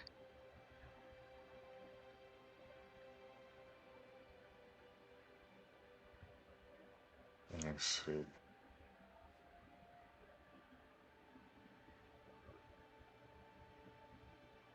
So, in short, you experienced no major difficulties along your ride, other than the obvious exhaustion. It's hard to obstruct a horse in full gallop, my dude. That's true. That's true. But fun fact: apparently, string can do it. I learned that the hard way. First of all, that was not obstructing your horse, that was obstructing you. And second of all, that was wire, not string. It's a ghost horse. It's basically the same thing. That wire would have killed an actual horse. Yeah, well, it didn't hit the horse. It hit Duncan round the neck. Like, it was above the horse. Yeah. And I cannot stress this enough. That's a real trap. That's a thing that was used and is used today to whip people on motorcycles. That's not a joke. Oh yeah, I've seen that on Reddit. Oh, it's awful. Yeah, that's unfortunate. It hits you around the neck, and your instinct is to go to your neck with both hands. What the fuck hit me? You let go of the handlebars, and next thing you know, you're on your back. It's a real thing, and it's effective.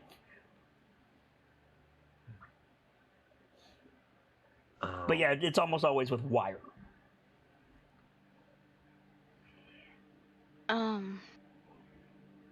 As I had said, I had no problems riding there and back. I didn't run into anything. Also, were you galloping in that scene? I thought you were just riding ahead. Sorry, Starlight. Oh, Gamzee? Yeah. When you got, Duncan, were you in gallop? Because I rolled for damage that you were just trotting.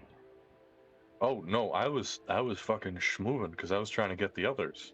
Yeah, exactly. Well, I mean, that's not hard on a horse. Like, I did not. If you were galloping, I would have made you take slashing damage. Oof. That you would not. You would have a scar on your neck if you were galloping. That's on me though. A tensed wire at speed is legit. It's a blade. It's a shearing edge. It's a blade. Yeah. Oof. If you want to never sleep, you can Google pig carcass tense wire. I'm good. I'm also good. No thanks. It's not pleasant. Anyway. No difficulties along the ride, and your meeting with the marshal went about as well as, frankly, it could have been predicted to go. That's good. You did well, Corporal. Thank you for your efforts. She smiles.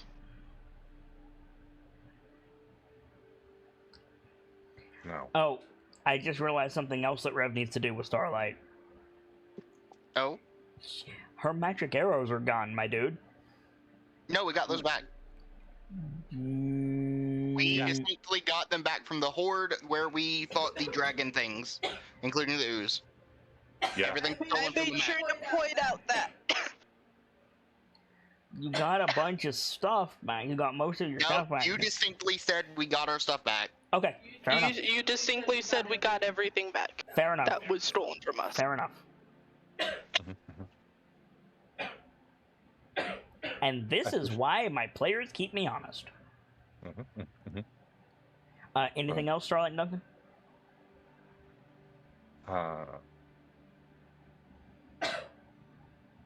We're going Not to be that I can packing. think of. We're going to be packing up to move soon. If you've got anything else to take care of, do it quickly. Yes, sir. We can't let something go wrong when we're this close. Dismissed. And she'll There you wander off. go.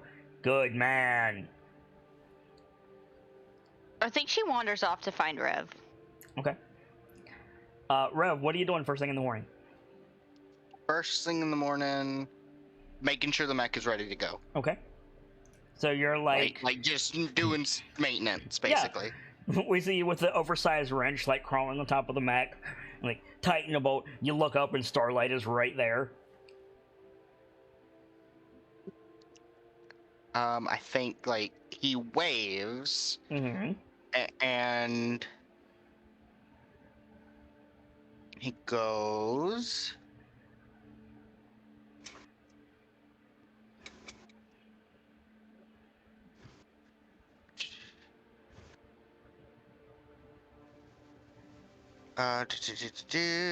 Forgive me, I'm looking for.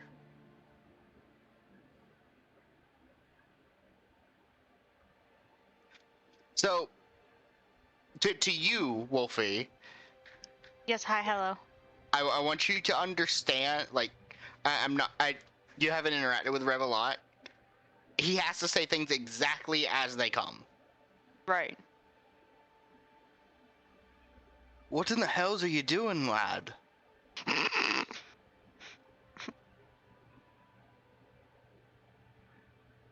He waves in greeting. She waves back. Captain Rhea wanted me to see the drawings of the enemies that you were fighting. Do you happen to have them? Is that how you refer to her, Captain Rhea? Oh. Is that how I'm supposed? Oh. I'm now just confused. Make me a wisdom saving throw. Oh God. I don't like where that's going. Is No! that- Oh no! Okay, hang on. She got an insidious failure, Rev. Can I give them my inspiration reroll? Okay. Oh, but this would be so much funnier. It would be. I really want to burn an inspiration to counter burn. Can you do that? Wait a second. Is that standing? Is that second roll standing? I guess. I don't. Can I give them a preparation for this? I don't What is think. this? What is this for? This A is wisdom a save. roll for the wolf to recall some information. Hmm. Is she not the captain? Is she not? I don't think that's what the hung up is about. Is that second roll standing, Valkyries? I mean, if I can give, I don't know how I don't know what this is about, but if I can give her a preparation, I'll give her a 12 at least. but I don't know how I would. If I mean- it's particularly low, I can give her my inspiration. It's particularly low. Yeah, take my inspiration. Oh my god.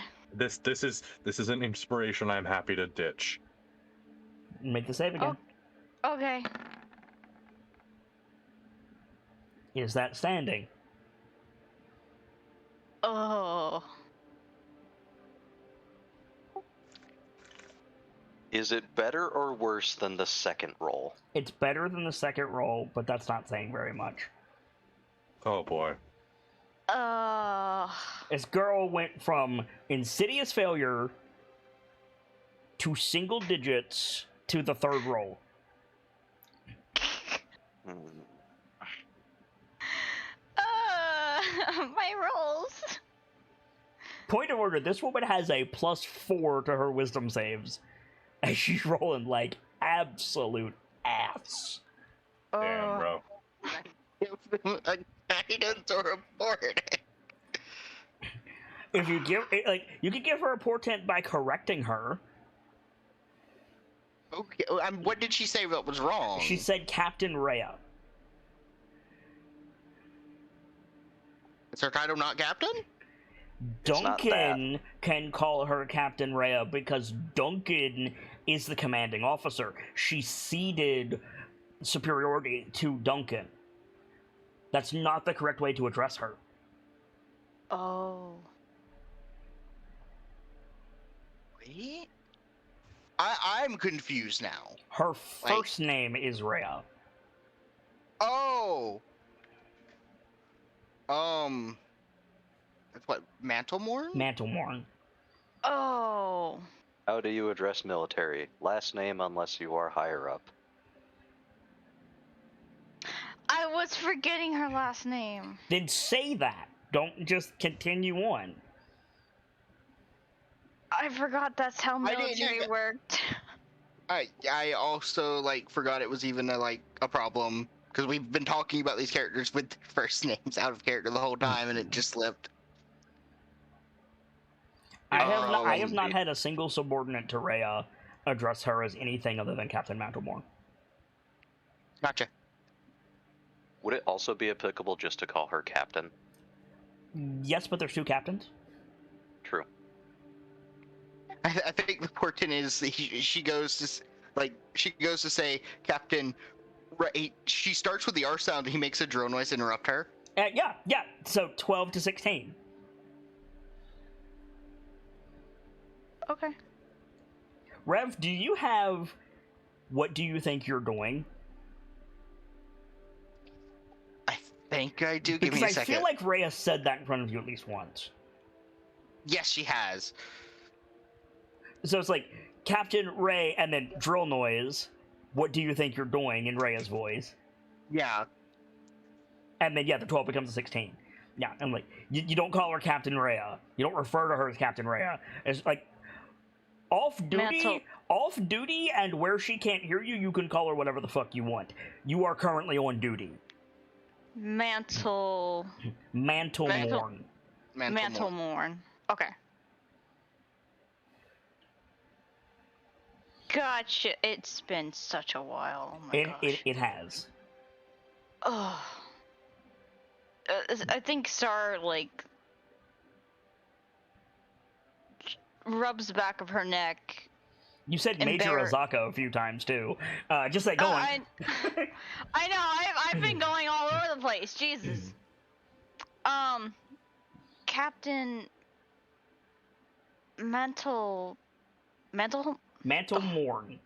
Mantlemorn wanted me to see the drawings of the creatures that you fought. Do you happen to have them? He nods and goes, I have the report for you. That is not how he said it. That's not. Let me fix it. I have the report for you. There you go. Unfortunately, you cannot inflect your lines. Yes, I know. And so, he opens the hatch, goes in the mech, grabs his book, comes out, and flips to I think he's got a system. I think towards the front of the book it's writing, and then from the back forward is sketching. Okay. Yeah, so he starts from the back of the book, and like there's cursory sketches of schematics, stuff like that, flipping. By the way, you're due to get a new journal. Yes, like this one is getting full. Mm-hmm. He's writing in the margins and stuff like that. And he gets to a page somewhere close to the middle and holds it out to her, and it's the sketching of the Have you rolled for these? I have not. Okay. Can we roll for them now? Yeah, make a performance check. If you're not Okay. proficient in performance, add your proficiency to this check and use your bonus to intelligence instead of charisma. Okay, so a check I am proficient with that uses my intelligence. Correct. Let me pull up investigation works. Can you spell Rhea's last name for me? Yes, I can. Thank you. Her name is...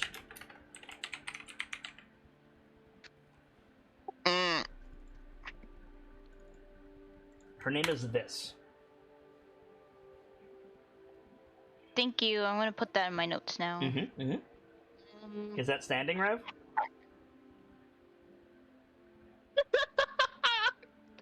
No, it's not. Hang on.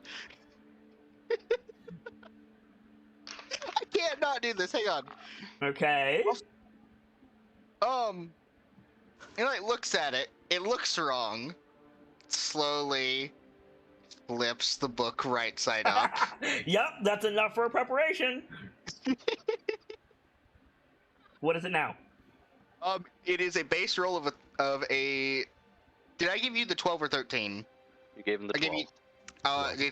It's a 13 now. So 19. Yes. Okay. So what Rev has is like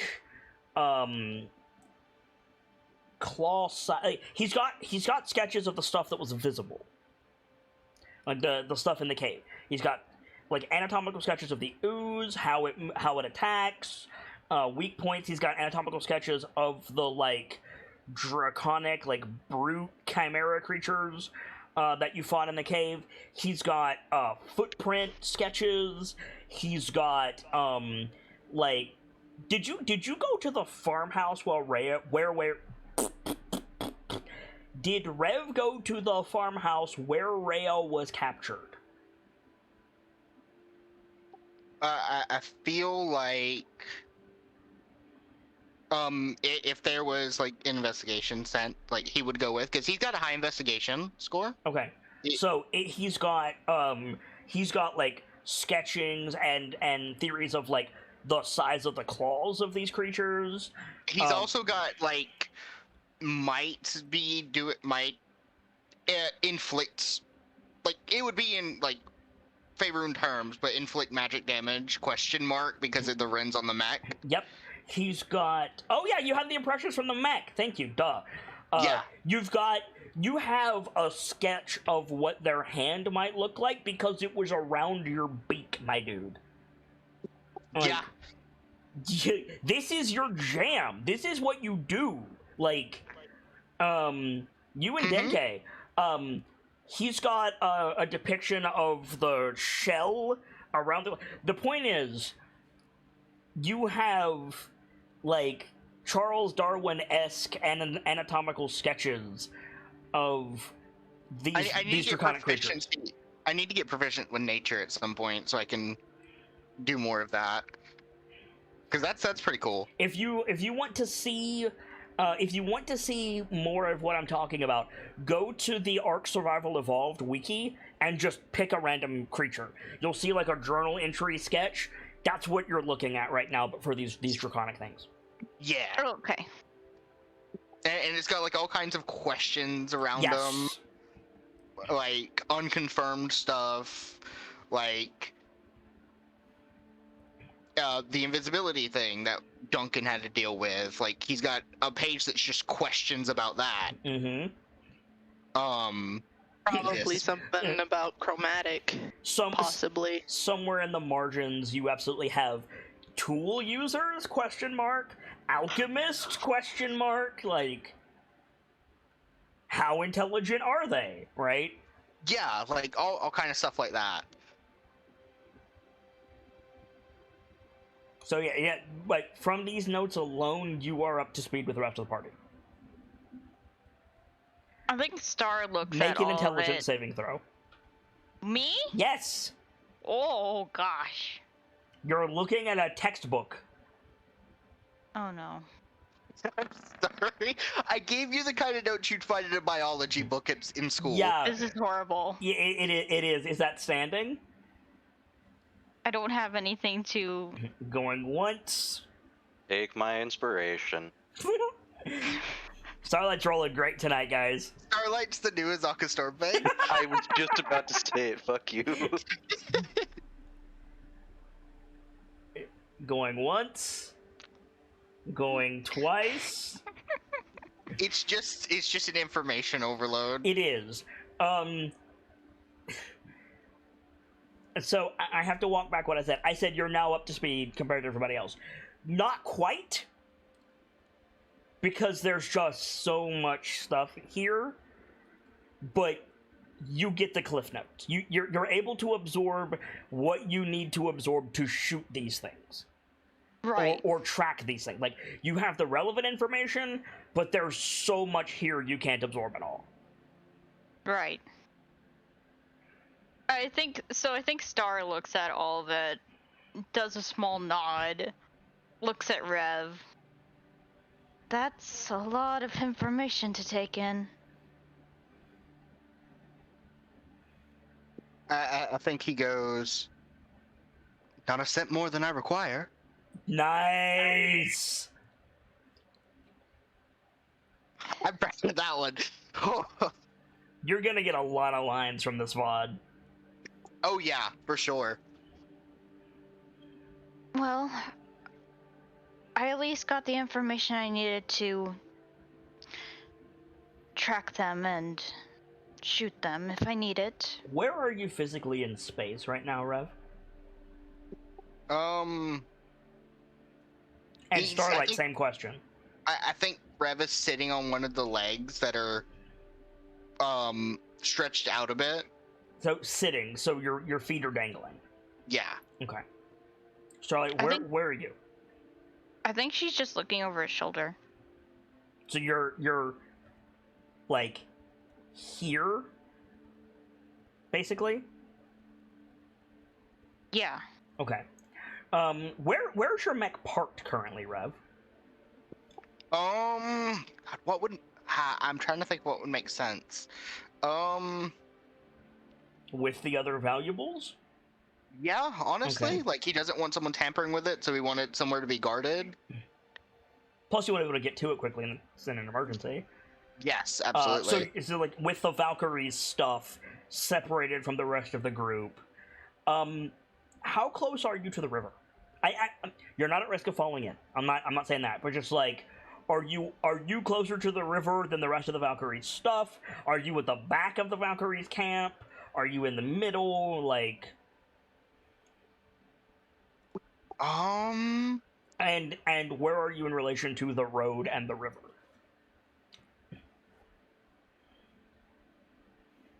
I think off the side of the road. Okay. Like, opposite of the river. Opposite of the river. The mech is facing towards Baldur's Gate? Yes. Okay. So you and Star have mech, road, open space, river. Yes. Okay. Can you make a dexterity saving throw with disadvantage for me, please? Okay. Give me just a second. No, just Rev. Okay.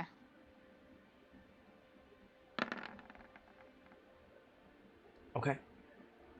That is high enough for me to roll against. Okay. Advantage because Terrifying. reasons. Okay. So I beat you. Okay. So Star hands the journal back to you.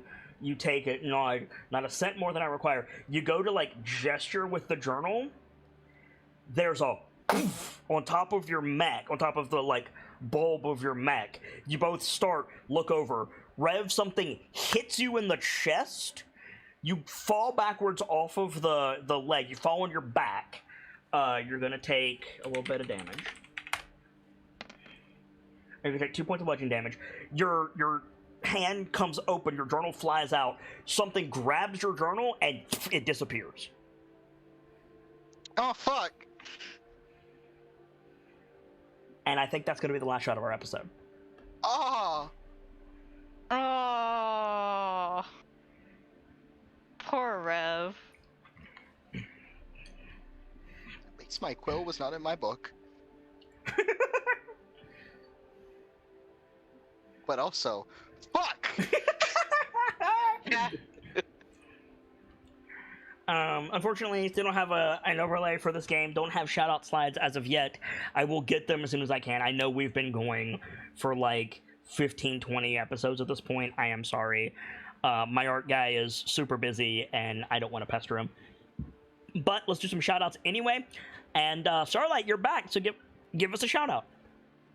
Hello, I am Night Mist Okami, also known as Wolfie. I am an admin and a keeper and an archivist in Kit's server. Wow, it felt really good to come back and play Starlight again.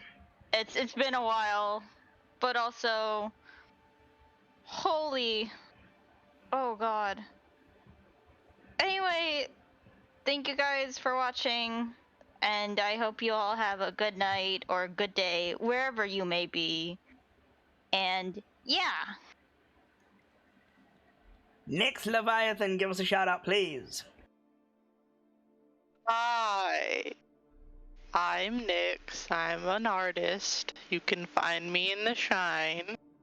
I'm that one's lover, pointing at Kit. That is all. Cookie. Hey, what up? I'm Cookie, also known as the Extinct Bacon on just about every other platform. I am a stagehand for Kit's Discord and DA games. I'm also a lover of all things tabletop, and if you do too, my DMs are always open. Otherwise, you'll find me lurking in the Shrine or in the Patreon. Indeed. Valerian. Hello, I'm Valerian the Kitsune. I do admin stuff and things around here. Tonight I played Lance Corporal, Girl Noises the Kenku. And unfortunately I had my book stolen. If you like what I did here, I also play Killia Wolfwalker on Thursday nights, as well as Pierceville Averil on Sunday nights. Except for last Sunday when you didn't want to play with us. Screw off! God, you desert dwellers are so contentious. Gamzelis, finish us out.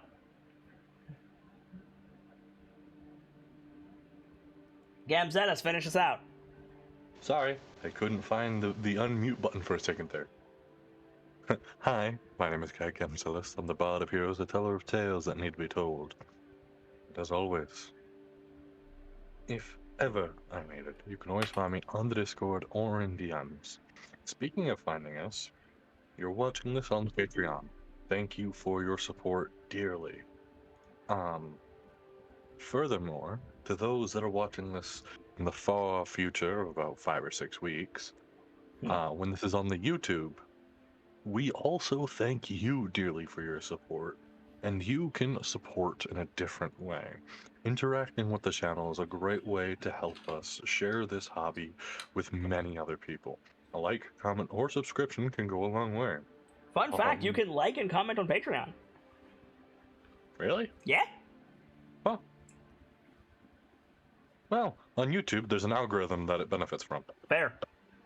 And if you need something to comment about, make fun of me for my poor quality control. I was gonna say welcome Starlight back, but that works too. That too. Do that. For my part, as ever, I am the Shop-Eyed Kitsune, the teller of tales and the weaver of mysteries, the masked bard. This is a community that is ever devoted to lore and storytelling, world building, role playing, and discussions of those things. So if that's to your fancy, you're in excellent company here, and I do hope that you enjoy your time with us. This has been Decisive Action Hell to Pay, our weekly D&D 5-Point Fox module mutation, starting with Baldur's Gate Descent into Avernus, and leading into my own spin on things, and who knows what else. I hope you guys are enjoying it as much as I'm enjoying bringing it to you, and eventually we will start the module, I promise you that, but we're not there yet, and I do thank you for your patience. But as ever, it's time to close the book on today and leave you with these parting words. From myself, my keepers, and those joining me on the stage this evening, to each and every one of you, the regulars, the followers, the newcomers, and the lurkers, whether you're just having a seat by the fire or you've got a running tab at the bar, remember, there's always more stories to tell. And hopefully, I'll see you all next time for more Hell to Pay and a new chapter. Good night, you guys. Thank you so much for stopping by, and hope to see you again soon.